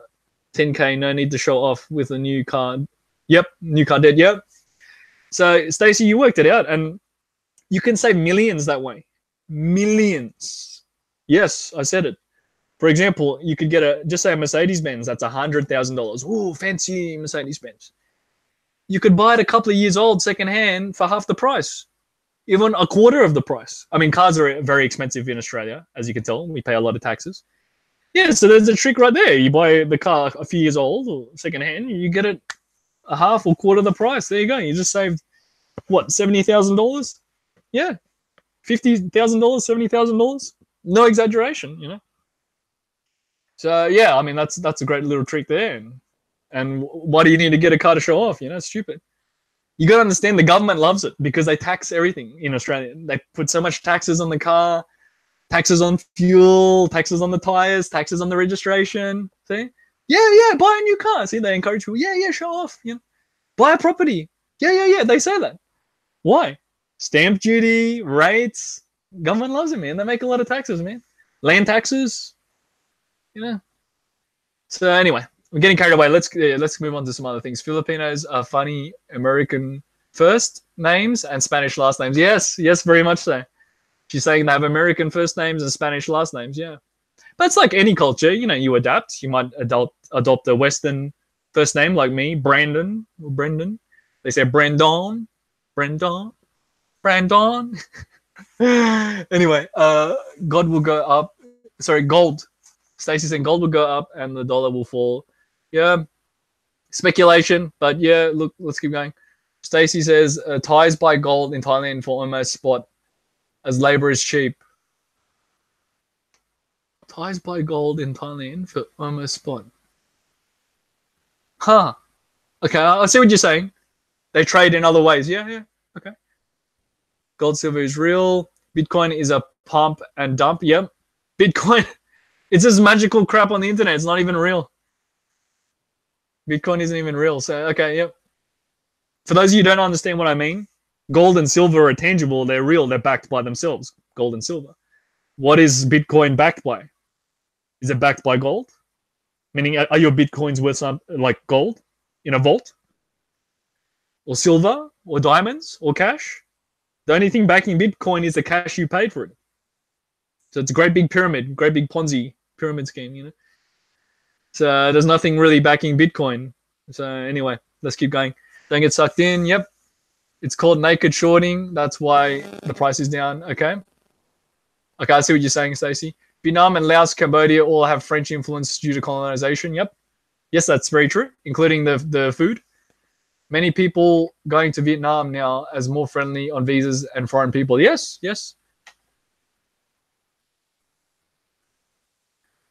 She's saying, yeah, Stacey, I need you to chill for a bit.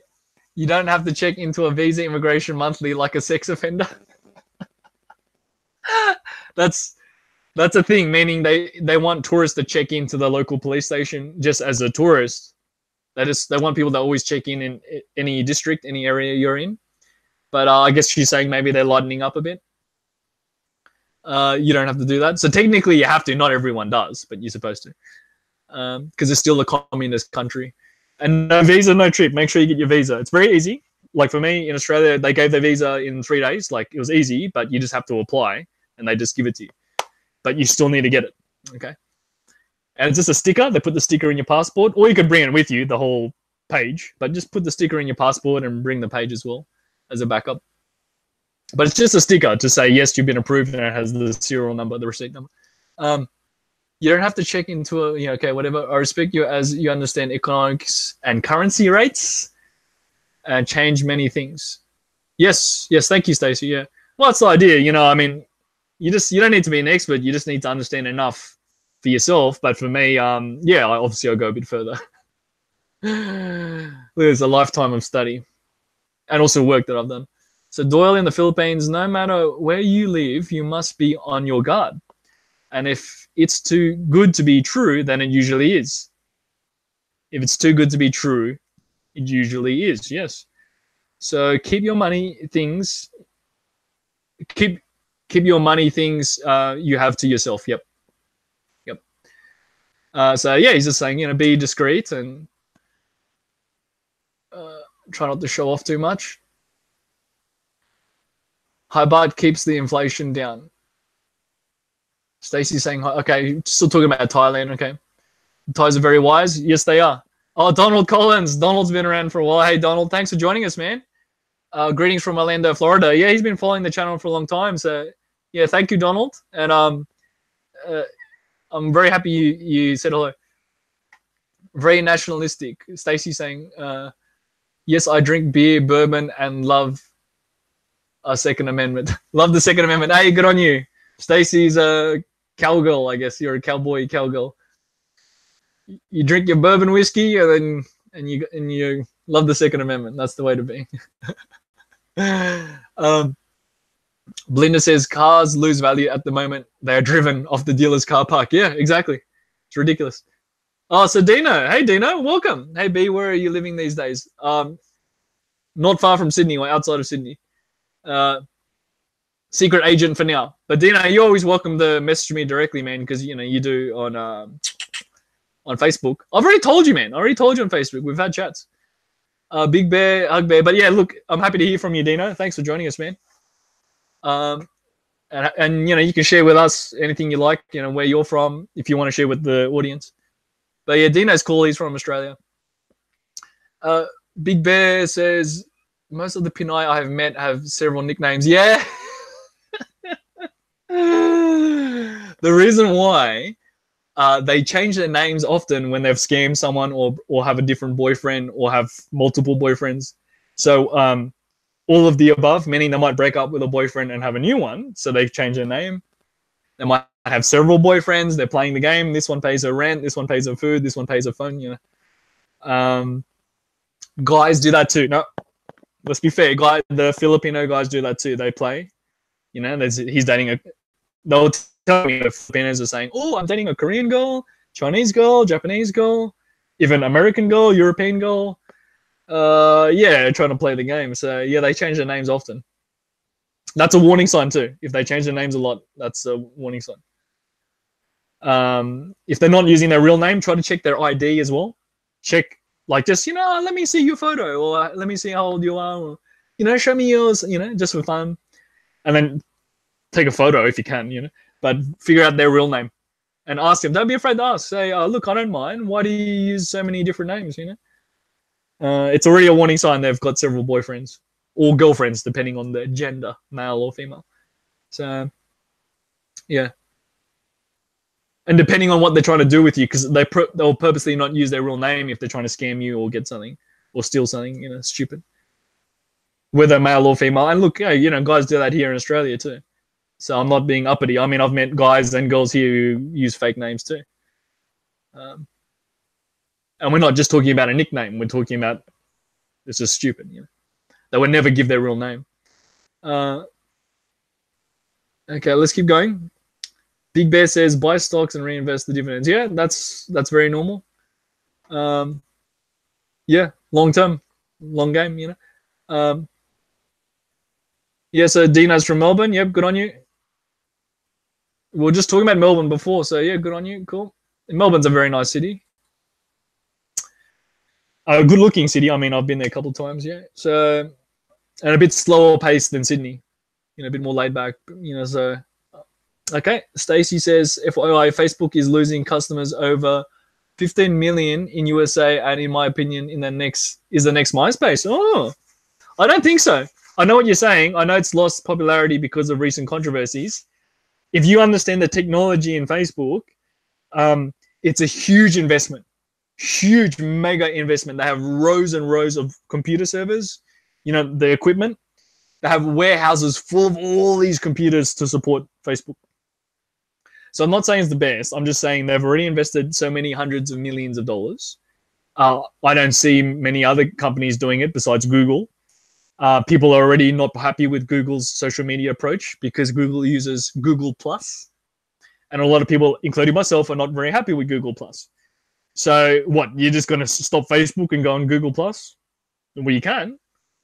Or what else we got? You know what? Instagram, Snapchat? No, they don't have the juice. They don't have enough infrastructure and support, meaning that they don't have enough technology to support what they're doing. Really, they're already struggling. And Instagram is dying off too. I'm not raising Instagram. I should really be on it. I really should just get on it. But Instagram has been slowly declining as well, because of the whole disingenuous, like people feel sad. You know, they look at Instagram, people showing off, and then you feel sad. So initially it looks cool. Oh, wow, cool pictures. I like Instagram. Okay, chill. I like Instagram. I go on Instagram. I like it. But I just don't have the time to put my photos. I really should. You know, I just didn't really like it to start with, the nature of the platform. Yeah, that's happening like crazy. So don't get me wrong, these are all trends, but I don't see Facebook going anywhere just because they're so big. But the problem is Facebook is a social media company. They were not supposed to be the CIA. They were not supposed to have all the answers. They were not supposed to regulate the internet.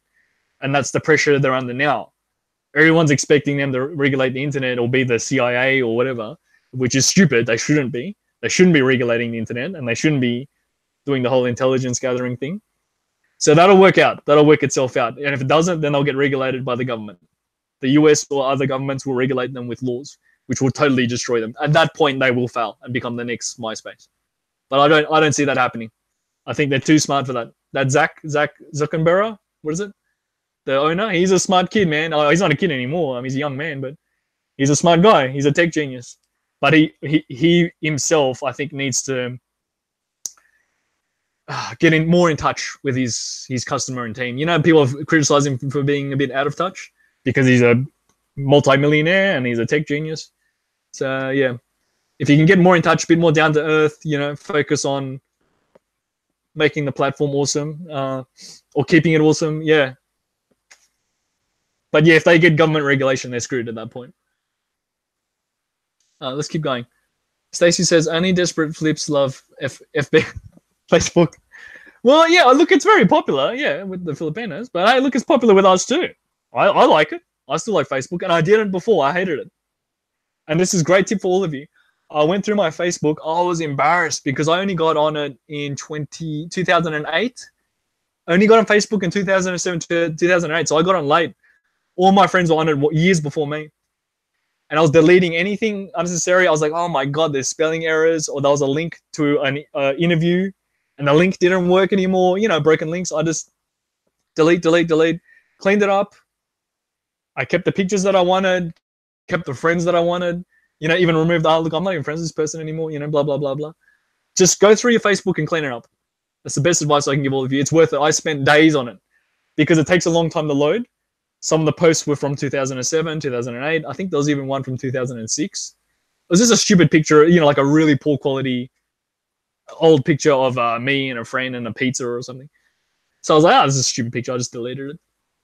So that's what I'm saying. Yeah, go through, clear up your Facebook and you'll be fine. But if you're putting stupid pictures of yourself doing compromising things, you know, you're putting up swear words or if there's, you know, if you're being an idiot and irresponsible, then that's when it's a problem.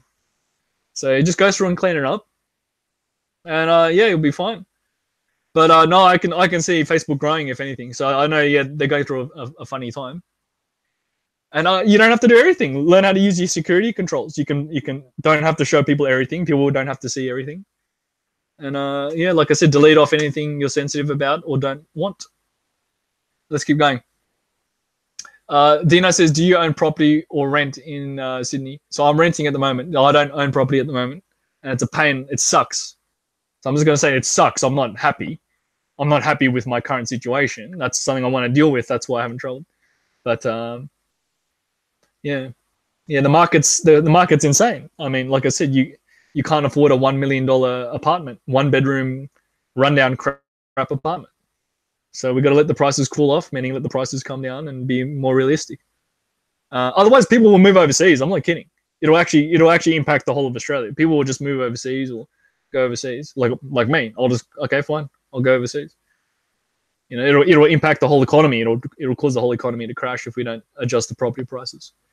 So let's keep going. Glenn Wheeler is saying, good live stream and good night, B. I need my beauty sleep. Yeah, hey, thanks, man. And I did change the time. So look, I appreciate it. And Glenn, I'm glad you finally made it. He's been very supportive. And yeah, hopefully we can do these regularly every month or every week or two. If I can get my goddamn internet working reliably. See all these problems. But look, see, even then, it's awesome. We still get to have these chats and do these events. So yeah, awesome. Thank you, Glenn. Take care. And maybe check out Daytona Tactical. Donald Collins, Donald Trump used to be the name John Brannon. Used to use the name John Brannon when he called reporters to leak news about himself. Ah, right. Alias, yeah. Yep, I see what you're saying. Yeah, not uncommon. Mark Zuckerberg, thank you. Big Bear says, Mark Zuckerberg kind of played dumb with Congress, but I don't blame him. Yeah, exactly. Look, that's what I'm saying. He was bullshitting. Let's just say it. He's pretending like he didn't know. Of course he knows. He's the big boss. He knows the technology. He's a techo. He's a smart kid, right? Or smart guy. He's not a kid. He's in his 30s now. So you imagine a guy like me, smart guy. Oh, I plead the fifth. I plead my right to silence. I plead the fifth. I'm ignorant. No, you can't plead ignorance, man. He knows, and he made a lot of money. But here's the problem. He made it as a social media fun platform. It's not meant to be the regulation of the internet. So can you see the pressure they put on him? They want him to regulate the internet now. It's like, no, it's not meant for that. It's just for fun. Anyway, let's keep going. I will say the messenger system is a separate product now. I got an update, meaning I just saw in the news. You have Facebook as a platform, and then you have the messenger system as a separate product. Facebook Messenger. It is excellent. It is an excellent messenger system. You can call, video, share files. It is excellent. If you're familiar with Lotus Notes, any of you? Lotus Notes same time messenger system did that years ago in like 2007, 2008. Before Facebook had the technology, now Facebook has it.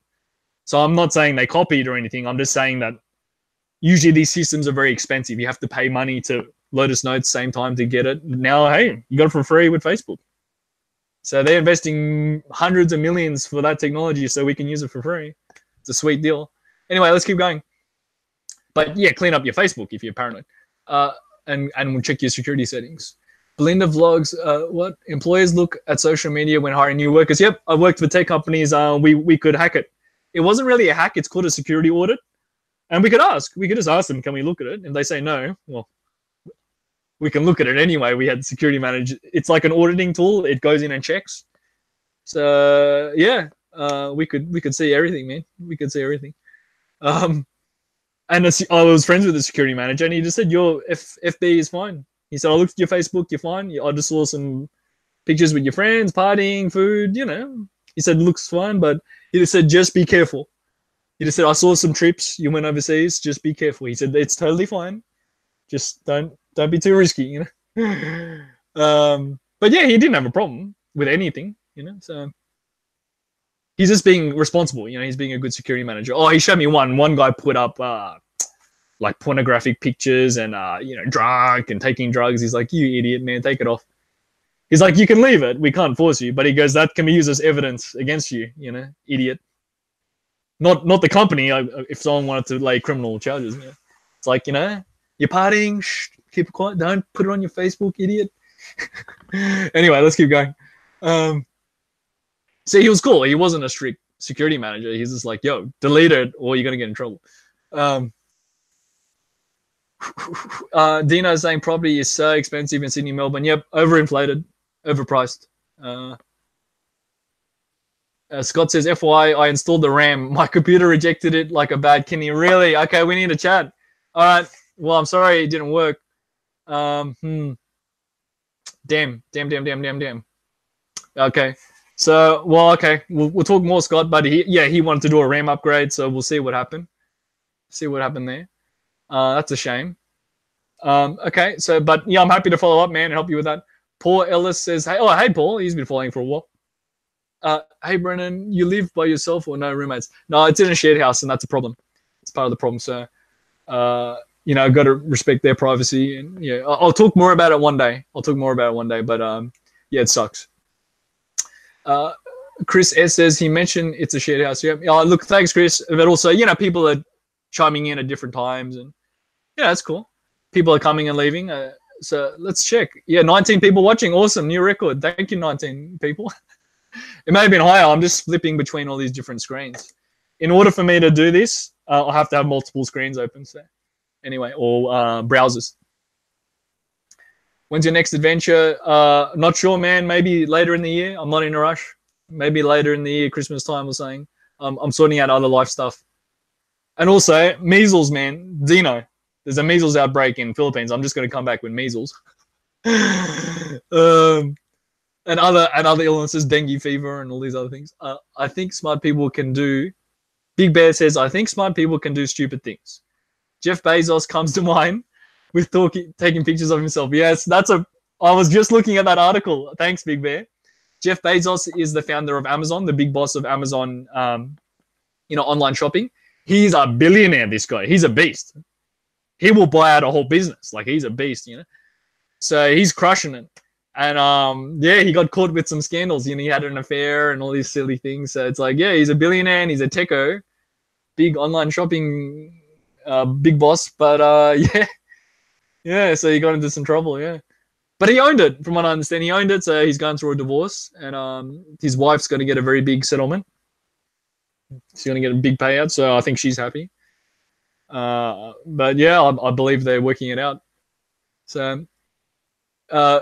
Okay, Paul says, best to move back home with your parents and save money. I guess so hard these days, so expensive. Yeah, there's nothing wrong with it. And look, Gary Vaynerchuk, if some of you may have heard of him, I love him. Gary Vaynerchuk, he just goes by Gary V in short. He's got all these Facebook content. He's got Instagram content, Twitter, YouTube. He's got it all. And he talks about it like, be practical. Don't buy dumb shit. Be practical. Save money, you know. Save for a rainy day. Don't get yourself into trouble, especially when you're young. Work hard when you're young and save up, and then you're not suffering later. So I already did that without knowing about Gary. I know about him now, but it worked out for me. You know, that's just the whole point. Okay, let's keep going. Two pair. It's been a while. Where is their next trip plan? So you're coming in late, two pair. I was thinking about, some of the guys asked me, USA, Japan. Of course, maybe Philippines, but they're going through some issues at the moment. Dengue fever and measles outbreak specifically, and other issues. And what was the other one? Maybe Bali, maybe, or we'll say it's nothing firm. Chris S says, yeah, that's a good idea with Paul Ellis. Yep. Sedina says was really thinking to go in April. Oh, right. Yeah. Well, let us know. Yeah. Okay. And you never know. I mean, it's always great maybe for a vacation, short vacation. And Big Bear says Bezos is the richest man in the world. Yeah, he's very wealthy. Chris S, where are you going? Oh, okay, the guys are chatting. SoCal Benny. Hey, SoCal, Southern California. Hey, Benny. Mrs. Bezos will get half of everything. Ooh, I don't. Okay, it wouldn't surprise me. I heard it was less, but it's still an insane amount of money, like, $3 billion, something insane, or 300 million, something very insane. Two Pair says, I'm in Boston if you want to meet, show you a few spots. Hey, thanks. Two Pair, there was another guy from Boston on the chat earlier. There was another guy, so cool. Stacy says, Asians in USA live with parents, save money, only the rich ones with their corrupt relatives in China. In Chinese military, or have millions of dollars. Yeah, I know what you're saying. I mean, it's not just Asians. Other cultures do that too. I've met Europeans or Mediterranean or Middle Eastern who are like that here. Stacy says Bezos is a cheapskate, cheats his workers like shit. Oh, right. Yeah, I heard about some controversies about the pay controversies and different benefit standards. You know what, guys? Because we're getting on, I'm gonna post some more information. There's some things I actually wanted to cover. So we covered the measles outbreak in Australia. Measles outbreak in Australia. So even Australians, get your shots, your immunization and vaccines. And if you're going to Southeast Asia, make sure you get them, or Middle East, because that's where the main outbreaks have been happening. Right? Get your measles shots. Don't skimp out. Serious, guys. Otherwise, you will spread it if you get the contagion, and you will get very sick, obviously. And it's most dangerous for young children. Young children can die from measles. Okay, we talked about HIV. We talked about Miss Gray, Catriona Gray. She's got the open letter, so please send that to your friends and family. It's an open letter to women about awareness, and she's Miss Universe, so good on her. Oh, this is a good one. There's an elite Intel team still fighting Meltdown and Spectre. Then these are vulnerabilities with the Intel CPU, the Intel computer chip. So many of you have that sticker on your computer. It says Intel inside. Core i5, Core i7. That's the computer chip, the computer brain. A vulnerability has been discovered recently on Intel architecture, on Intel chips. Now, don't get me wrong, they're still the best in the business, but we just didn't know about this thing. So these kind of like hackers discovered it, and it's called Meltdown and Spectre. There's other names for it too, and as the name indicates, Meltdown and Spectre, they hack in and melt down your computer. So there's already existing security, but they're still trying to deal with it. So I think Intel are going to have a very tough time the next year or two trying to patch that or work it out. The latest chips will probably be okay, but not everyone has the money to go buy the latest computer or latest computer chip. So yeah, very interesting controversy for Intel. They're getting in some hot water, and they've been very stagnant. They haven't really done anything new for the last 5 years. So don't get me wrong, I'm using Intel chips in my computers. Love Intel. They are the dominant player, and we need them to make the computer brains, the CPUs. Even our phones have CPUs, have computer chips. Right? Microprocessors. So yeah, even phones have them. So that's what makes it a smartphone or a computer or a smart TV. There's a computer chip. So anyway, just something to think about. And that being said, so I'm not trying to make you guys paranoid. It's just the news. Intel's having some problems. There's the new AMD Ryzen 3000 series.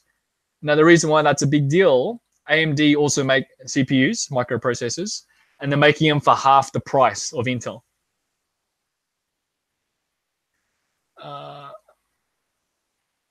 Half the price. No, I'm not saying they're going to take over. They're a very small percentage of the market, meaning their manufacturing capability is not as big as Intel. Intel has huge factories, machines. Everyday machines is making computer chips and memory. And cool, right?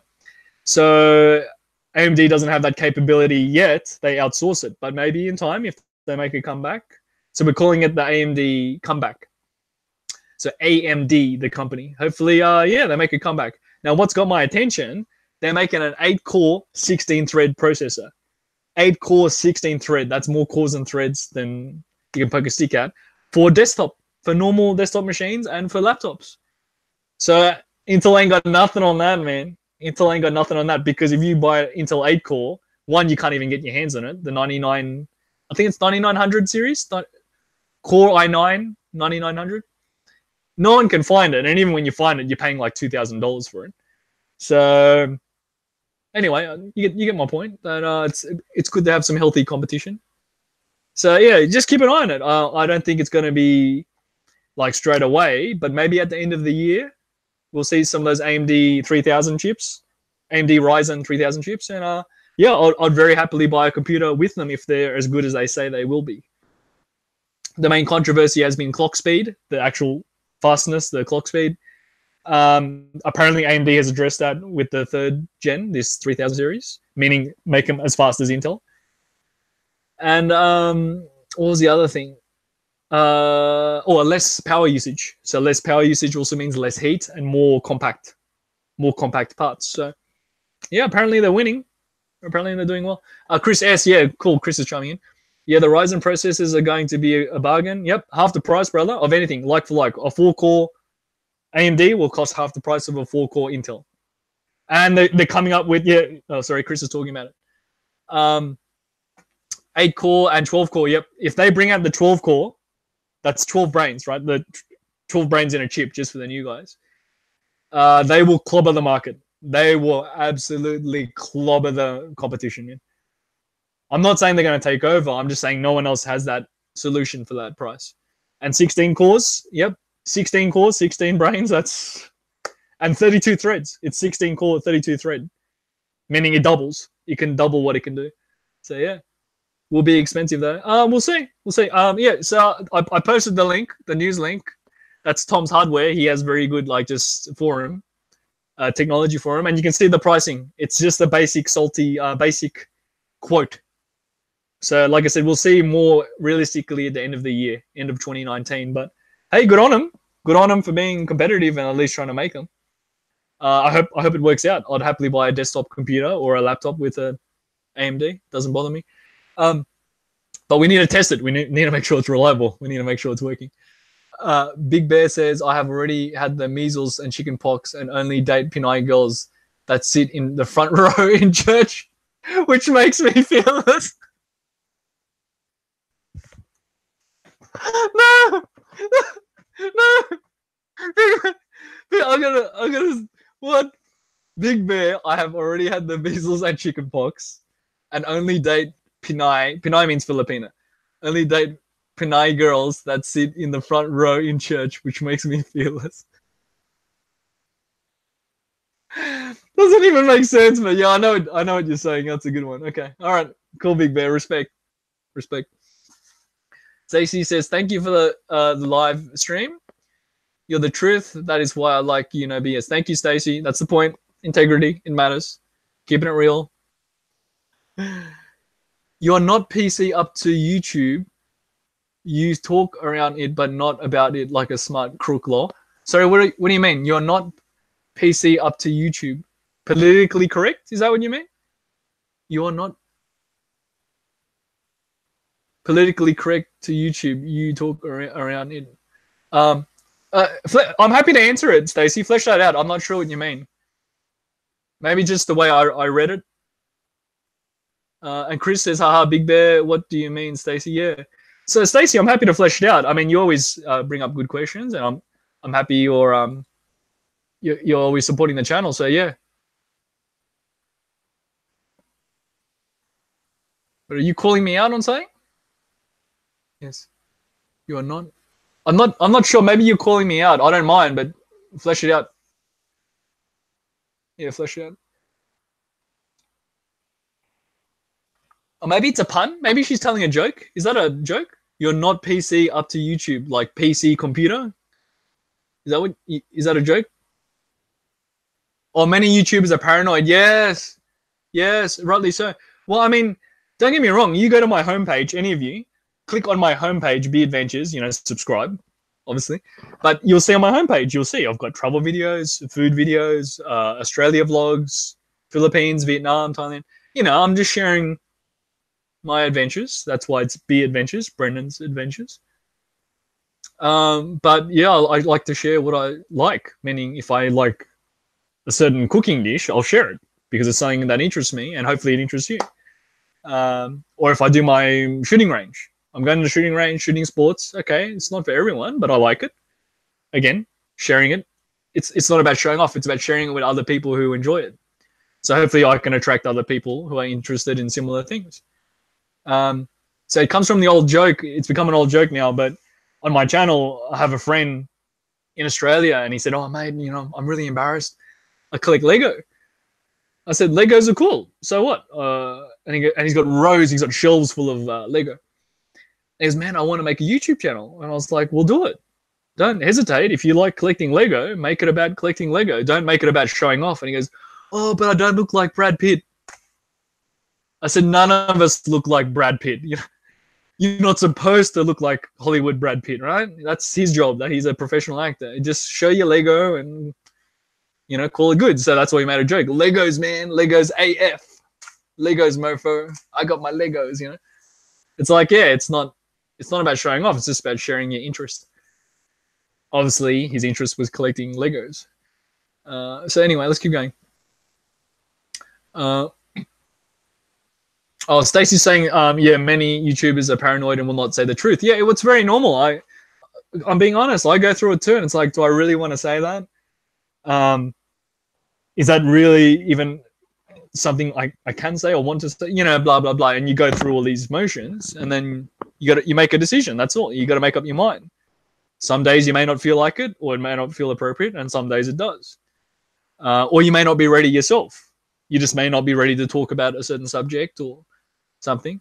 Yeah, others, just scared, like what you're saying, paranoid and scared, or fake, whatever.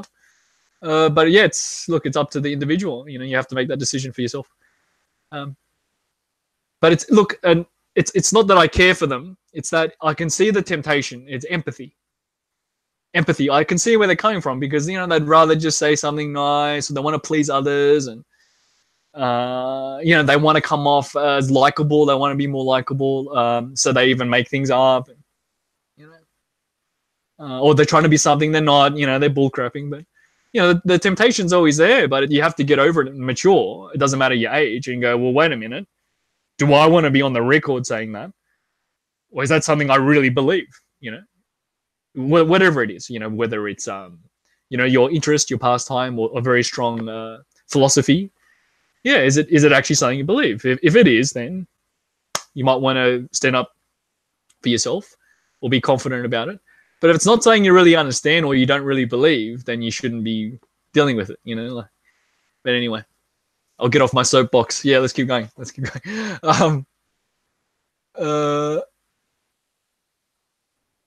Okay, Two Pair is saying, what other YouTube personality would you most like to meet and hang out with? Oh, gosh, that's a good one. Yeah, look, I don't know, man. I mean, like, I'd love to say hello to Casey Neistat and Peter McKinnon. Peter McKinnon's a really cool Canadian guy, and he's very good at photography and cinema photography. But look, guys, the reality is they're busy too. Like, it'd be awesome to meet them, but they might just quickly get a selfie and be like, hey, cool, man, have a chat. You know, but yeah, I'd like to meet them in person to see what they're like in person. I'm sure they're nice guys, but they're busy too. They talk about it in their videos. They're like, don't feel that we're being rude. Sometimes they're really busy. They can't always stop all the time. Usually they do that. They might just stop and say hello, but they can't spend all day with you, you know. Anyway, and some other ones, I guess. Maybe Paul Harrell. Paul Harrell's in America. He's a shooter. Paul Harrell. Yeah, he's cool. Because he has a very well-spoken presentation style, and he does a lot of training videos. Who else? Look, come on, man. There's a long list, you know. But yeah, those are just some of the ones that come to my mind, obviously, because I've been watching them. Yeah, so let's keep going.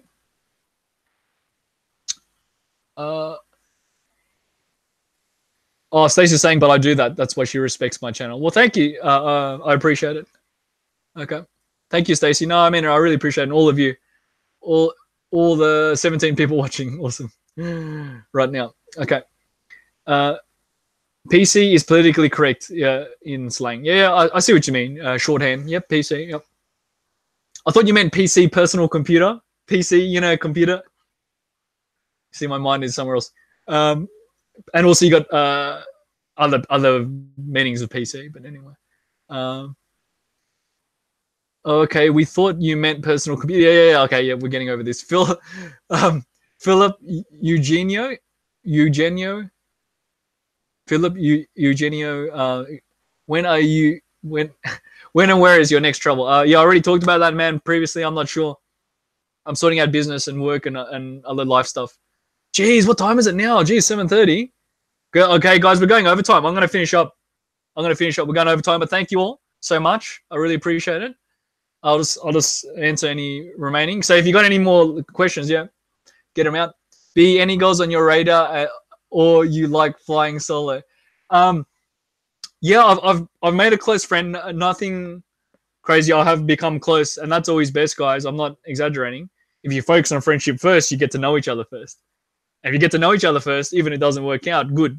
Break up while dating, right? Better to break up or have that chat, that awkwardness and drama while dating, so you don't have a bad marriage, you know, or at least gives you a chance to work it out before you go any further. So yeah, no, I've been chatting to a girl, a very nice girl, but I don't want to say too much. You know, she's in Asia, but yeah, in Southeast Asia. Yeah, and I'm just taking it easy with the dating thing, like not really dating. Do you know what I mean? Like I'm in touch with some people, but I even sometimes turn them down. Yeah, to answer the question, I just turn them down. Like, I know I don't really want to do that with you. Like, as in they want to go out for a day, they want me to drive them around, want me to do this and that. I'm not complaining. It's nice when someone invites you for a date or you can go for a date. But sometimes I'm just like, I'm over the drama. I'm over the games. You know, when they play games with you, or if they're not being honest, it's like, yeah, you know what? Let's call it quits. I don't want to play this game. You know, politely. I might just politely refrain and say, yeah, another time. You know, let's keep going. The Writer TV. Hello, The Writer TV. Hello, B Adventures. Greetings from Belgium. Hello, Belgium. Fabrique Nationale. You got Fabrique Nationale in Belgium. And Belgium chocolate. Very famous Belgium chocolate. Yeah, you have nice things. Yeah. Okay, cool. The Writer TV. Whatever. Okay. Scott says 17. I'm still here 18. I'm not sure what you mean, man. 17. Okay. Maybe does he mean the time? Okay. Philip Eugenio. Cool. Thumbs up. Stacy says appreciate your time. You're a man's man, and that's a compliment. Keep it up. Don't sell that. Yeah, thank you, Stacy. Well, look, as hokey as it sounds, guys, honesty is incredibly powerful, and it really is. And yeah, I mean, be honest. I mean, be responsible. Be honest. Like, you can think of a better way to be honest. Like, how can I say it? Yeah, that's the challenge, being smooth. As you can tell, I'm working on it. Like, you don't just say you're ugly. You might say, well, hold on, maybe that outfit doesn't look so good on you. Maybe try something else. Or let's figure out why it doesn't look so good on you. But you don't just say, oh, you're ugly. You know, that's rude. That's mean. So it's important to be honest, but you can also find better ways to speak. You know, learn. Text. You can use text, email, writing. That's still another way to communicate. Awesome. Technology, you know, we have all this technology now. Yeah, so awesome. Let's keep going. What happened with the girl going to Thailand? Oh, see, I'm getting the love questions now. Yeah, she went and she came back. She went to Thailand and she came back. I talked about that a little bit in the video. But yeah, I mean, we're still in touch, but yeah, I don't know. It kind of just, you know, like, we're friends. We already broke up, but yeah, I'm not sure I even want to, yeah, play that game. So anyway, let's keep going. Doyle says B is a smart and careful person. Yeah, look, you got to take risks too. Don't get me wrong. That's something I've learned. But like I said, you mitigate the risk. Understand what the risk is. For example, skydiving. Awesome. Do you jump out of the airplane? Awesome. Head first. Or maybe you want to put a parachute on and a second one. 2 parachutes. Because you die when you jump out of the airplane. Yeah, that's life. You think, duh, that's life. People forget to put the parachute on, man. Okay, you want to go skydiving, go do it, but put a friggin' parachute on so you don't die. Or bungee jumping, check you've got the bungee cord secured. Make sure you got your harness, and so when you bungee jump off the bridge, you don't die. But some people do these things, and I'm using a metaphor, but it's a metaphor for, yeah, doing silly things like putting your money in a black hole or some crazy scam, or, you know, whatever. You know, let's keep going. Yeah, but you get the idea. So even though I use a metaphor, it's quite strange. You know, you think, well, duh, but people don't stop to think about it. Anyway, let's keep going. So do you know Pinay? Oh yeah. So no, I was keeping in touch with some Filipinas, but no, it didn't really play out. Meaning we would become close, we're chatting, but they didn't end up meeting up. That's fine. You know, we both got busy working and stuff like that. Wasn't many, you know, just 1 or 2. And yeah, the Thai girl came back, but just wasn't there. The interest wasn't there, and it felt like she was playing games. And yeah, I'm now just building a strong friendship with another girl, but I'm a bit hyper for her. I'm a bit too hyper. She's a very shy, very nice shy girl. So she's like, holy cow, this guy's like on the Viagra every day. This guy's like super hyper, so she gets freaked out. She's like, how do you have so much energy, and why are you so like, why are your eyes moving so much? Like, yeah, yeah, you get what I'm saying. I was like, oh my gosh, watch my videos, because she knows I'm on the YouTube. She likes it, but she's like, yeah, like, what's this thing? What's this YouTube thing you do? So anyway, let's keep going. Yeah, look, I don't mind, guys. Some of it I try to keep private. I want to respect their privacy, but I'm happy to talk about it in general. I'm just at that point, it's like I'm sick of the games. I'm sick of the lies. Stupid. So 2pair says, good to catch up. Didn't realize I didn't have the bell rung. Okay. Yeah, we've been going for some time, guys, so I'll finish up. But thank you. I was very happy to say. Yes, some of the best relationships start as friends. Good luck. Yeah, I mean, a lot of guys will understand that. And I say it for the guys especially. Because what do? You get excited and you think maybe visually and you get horny. Let's be honest. But if you focus on the friendship first, I know it's very hard. It's very hard. You'll actually get to know them. So it's like, oh, and then you start to know what it's about, whether it's about getting to know each other, having children. You start to actually pay attention to what do they actually want, or ask the question. Keep asking it. You'll have to ask multiple times because it'll keep changing. Today they want a pair of shoes. Tomorrow they want kids. Oh, shit, we need to talk about that. Yeah, what? The next day they want an expensive handbag, a Louis Vuitton handbag. Are you kidding me? And then the next day they want marriage, whatever. So you gotta talk about it. You gotta work it out. Let's keep going. 2pair says 17 listening. Oh, thanks, guys. I keep flicking. I've got two different screens. I've got a recording screen and then the YouTube screen. Let's keep going. Yep, 21 watching. Hey, thanks, guys. Thanks for joining us. Go ahead and chime in if you haven't already. Tell us your name or where you're from, what country you're from. Okay, let's keep going. David Bond still here. Norway has Rolfos, the best 50 cal ammo. Oh, right. Well, yeah, that's a good point, because 50 cal ammo is expensive and not very common. Usually only military use it. So yeah, finding good commercial ammo is actually a thing. It's not Hollywood. It's not like the movies. Yeah. Military ammo is just mass produced to use for the military. Don't get me wrong. It's very powerful. But actually finding more precise, precision ammo is another story, like sporting and shooter ammo. And don't get me wrong, the military use that for their marksmen and sniper teams. Yeah. So absolutely. Chris says, honest but respectful. Yep, exactly. Honesty is the best policy, man. But yeah, we gotta find a balance, and timing as well. Timing is always key, and I always screw that up. See, I'm being honest.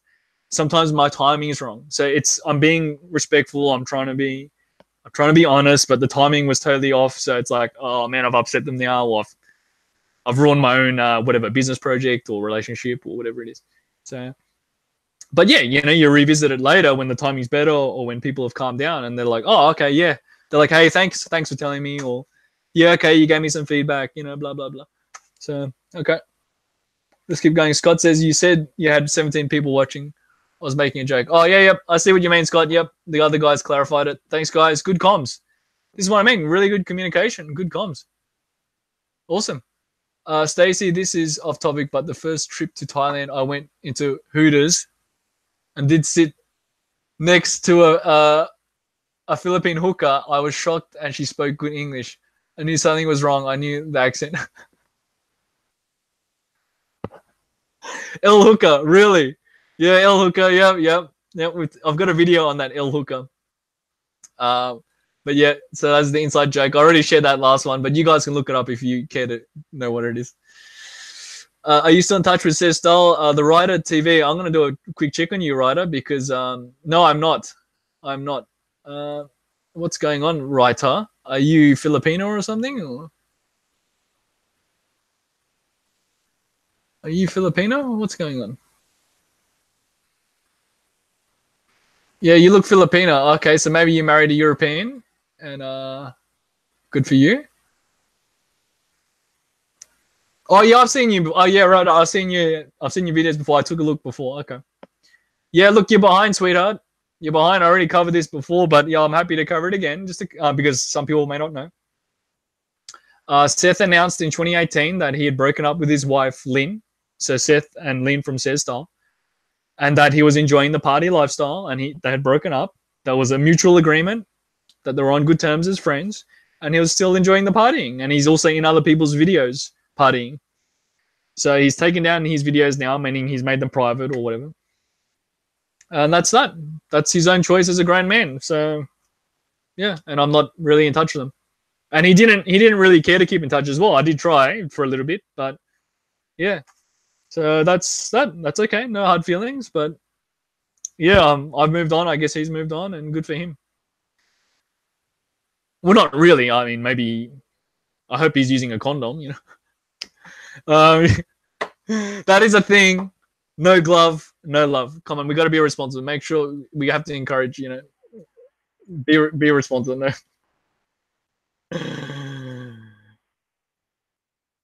We shouldn't be embarrassed to talk about it, because seriously, a lot of Filipinos are embarrassed.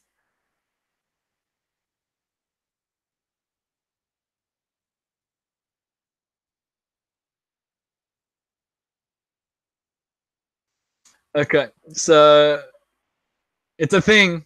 I'm not kidding. I've met Filipinos here in Australia, male and female. Oh, we're embarrassed. I go, what do you mean? Like, you know, we don't really talk about condoms. We don't do sex education. We're embarrassed. So I'll have to go buy them some. I have to go buy them some, you know, but anyway.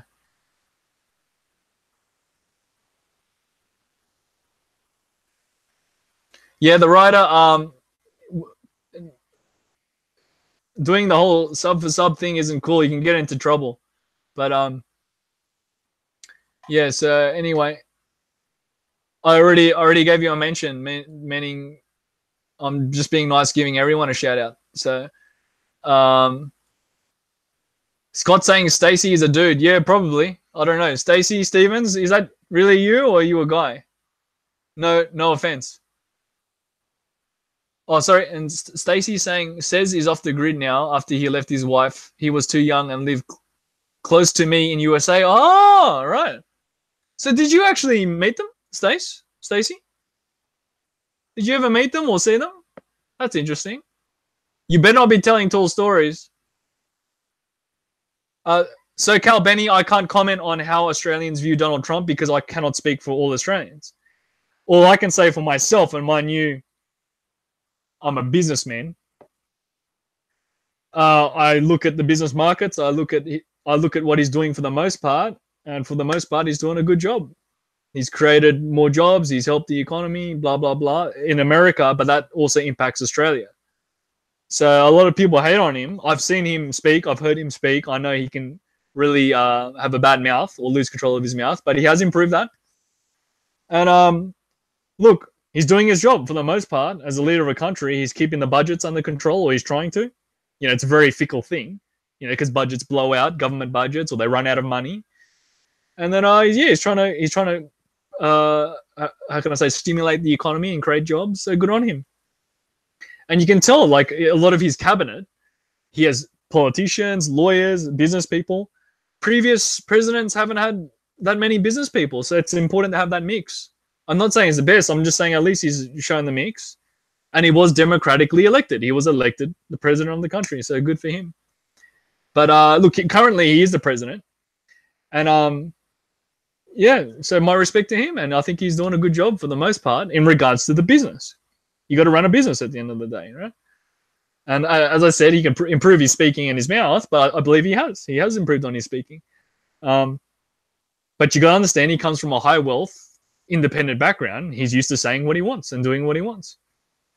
So I'm not saying it's okay. I'm just saying that's the way I see it. I can't speak for others. Others might say something terrible, or I don't know. You see, I can't speak for the whole of Australia. But mind you, I'm an educated businessman, you see. I'm a very experienced businessman. So people may not have the same education and experience as me. So it is very subjective. Let's keep going. But is it? See, I answered your question. At least I tried to answer your question, bro. Let's keep going. What have we got?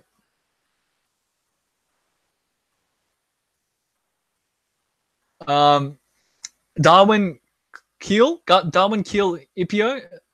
I think that's it. Hi from Manila. Hey, Darwin. Cool, man. Cool name, Darwin, like Darwin, Australia. Yeah. Okay. Hey, man. Thanks for joining us. Thanks for saying hello.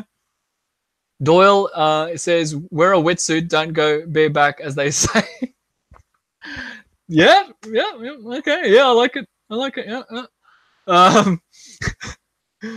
Stacy says it is true even in USA. Pinay never ask a man to use a condom. It is like taboo. Yeah, well, it's because of the different generations. It has to do with the different generations. Some were told never talk about sex in school. They don't get sex education in school. They don't even put on that crap video, the cartoon of the birds and the bees. So when I was in primary school, they would play a cartoon, the birds and the bees. And then in high school, they would play another cartoon, the birds and the bees, or the yaks, or the walrus having sex, you know. But they're these kiddie cartoons just to explain reproduction, you know, sexual education or sex education. And they, again, the cartoons. And then as you get older, they get a bit more advanced, like either still cartoons or more of a documentary, you know, like a medical documentary of explaining this is how babies are born. So we get that education in Australia as basic high schooling, from primary school, to high school. So in Philippines, they didn't get that. So it depends on the time period. So some of them are that shy and because they never got that basic education of, you know, the birds and the bees, like I said, even playing the cartoon or something like that. So yeah, they get out of schooling and they still haven't had basic sex education or education on protection, like condoms and contraceptives. So, excuse me, I'll just clean myself up. So yeah, it's very dangerous, and that's why HIV/AIDS is spreading like wildfire in Philippines, as well as other STDs and infections. Yeah, it's very dangerous. It's incredibly dangerous. So let's keep going. Scott says, thanks for the live chat. B, you're the best. Oh, okay, I guess he's out. Okay, thanks, man. Hey, thanks for joining us. But go ahead and message me. Hopefully we can fix your RAM or get someone to fix it. Hopefully it works out. So Cal Benny says you can now buy condoms online. You can buy anything online, but what? Okay, I see what you mean. Less embarrassing or a bit more private. Yeah, and a bit more affordable maybe. I knew a Filipino who did that. She was embarrassed, so she bought them online and they're more affordable. And she was so embarrassed because I saw on the receipt. I was like, oh, cool. You bought Nike shoes. You bought clothing. I was like, oh, why did you buy a pack of 30 condoms? She's like, oh, my God, I'm so embarrassed. I was like, it's okay. Relax. It's normal. You know, like, I was really cool. I didn't razz her. But she was so embarrassed. You know, like, I was like, what, are you having a party? Or... No, I'm married. I was like, well, okay, congratulations. You're married. Like, you know, yeah, responsible with your husband. And... Anyway, can imagine a Filipino. She was like, oh, so embarrassed. She was so shy. Anyway, let's keep going. So Calbeni, you can, yeah, okay. Stacy says, I saw his video driving on the freeway and it was near me. He agreed. Okay. Stacy says, hashtag Trump, hashtag my guy. Okay. SS loves POTUS. Whatever that means. SS loves POTUS. Okay. Scott says, I like the 100% dude quote. What the heck? Did I miss that? I appreciate your honest reply from SoCal. Okay, SoCal, Benny. POTUS is a businessman, not a career politician. Oh, I see what. Okay, right. You're still razzing Trump. Okay, I see what you're saying. Yep. But I think it's a good thing because a traditional politician is just a very good liar and actor. We got Hollywood, man. We got better liars and actors. You know, we got Brad Pitt. We got Angelina Jolie or Ben Affleck or Matt Damon. We have professional actors for that. We have professional entertainers for that. Hollywood. So we don't need no bullcrap actor getting up pretending to be some politician. Fine, get a businessman in there, get the business done, fix the damn economy, help the economy, create jobs. Anyway, Stacey Stevens, Duterte as well. Yeah, same with Duterte. You know, yeah, okay, they can learn how to be better spoken, and they are working on that. Awesome. Better spoken and better presented. But we need results, man. I know it's just, that's how corrupt we've become. We don't get results with politicians anymore. We just get more politics and lies. And it's not the obvious. It's not, oh, well, that's what they do.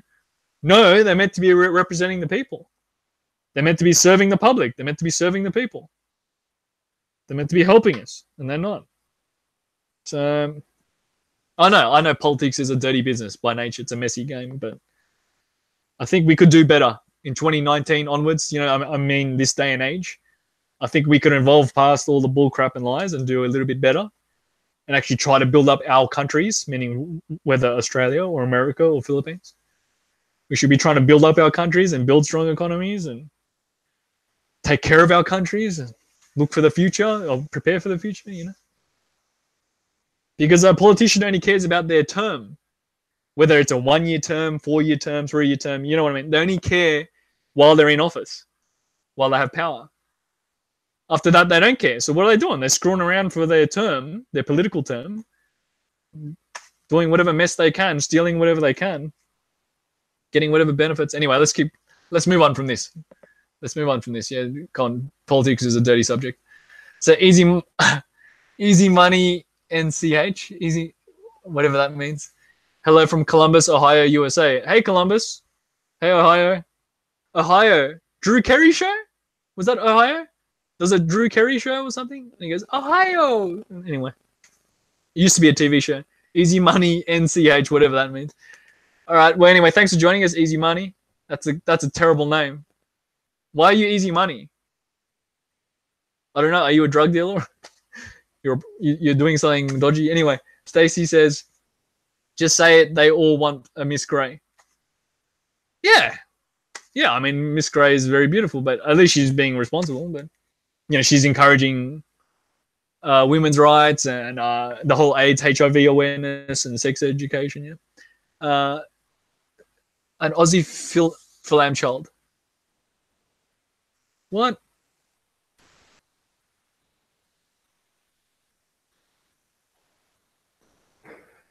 Yes, 5.1. Miss Universe with white skin. Okay. Chris says 30. Wow, she's busy. Okay. POTUS is president of the United States, 25 years. Yes, Drew from Cleveland. Excuse me, from Cleveland. Okay, yep.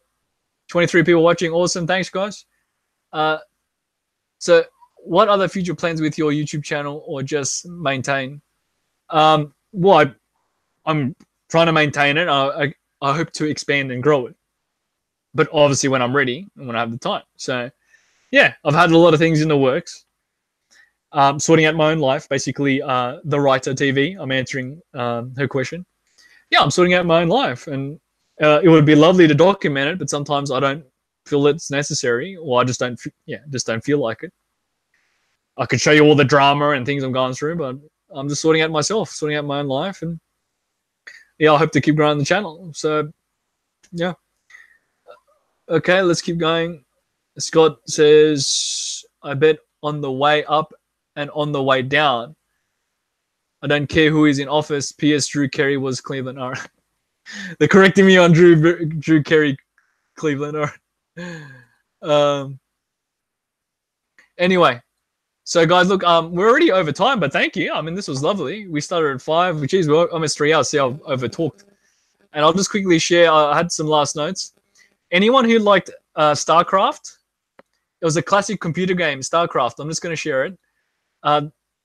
They are sharing it for free as a type of promotion because StarCraft got remastered. So it's still the same old StarCraft, the computer game, but it looks beautiful now, all high definition and 4K compatible. But it's still the same game mechanics. It still operates the same way. But yeah, it looks much nicer. And as a promotion, they're releasing the classic version for free. So you can still go back and relive your childhood memories and play StarCraft Brood War, which I've been doing. So yeah, it's a simple old game. It's a strategy game, but yeah, it's cool.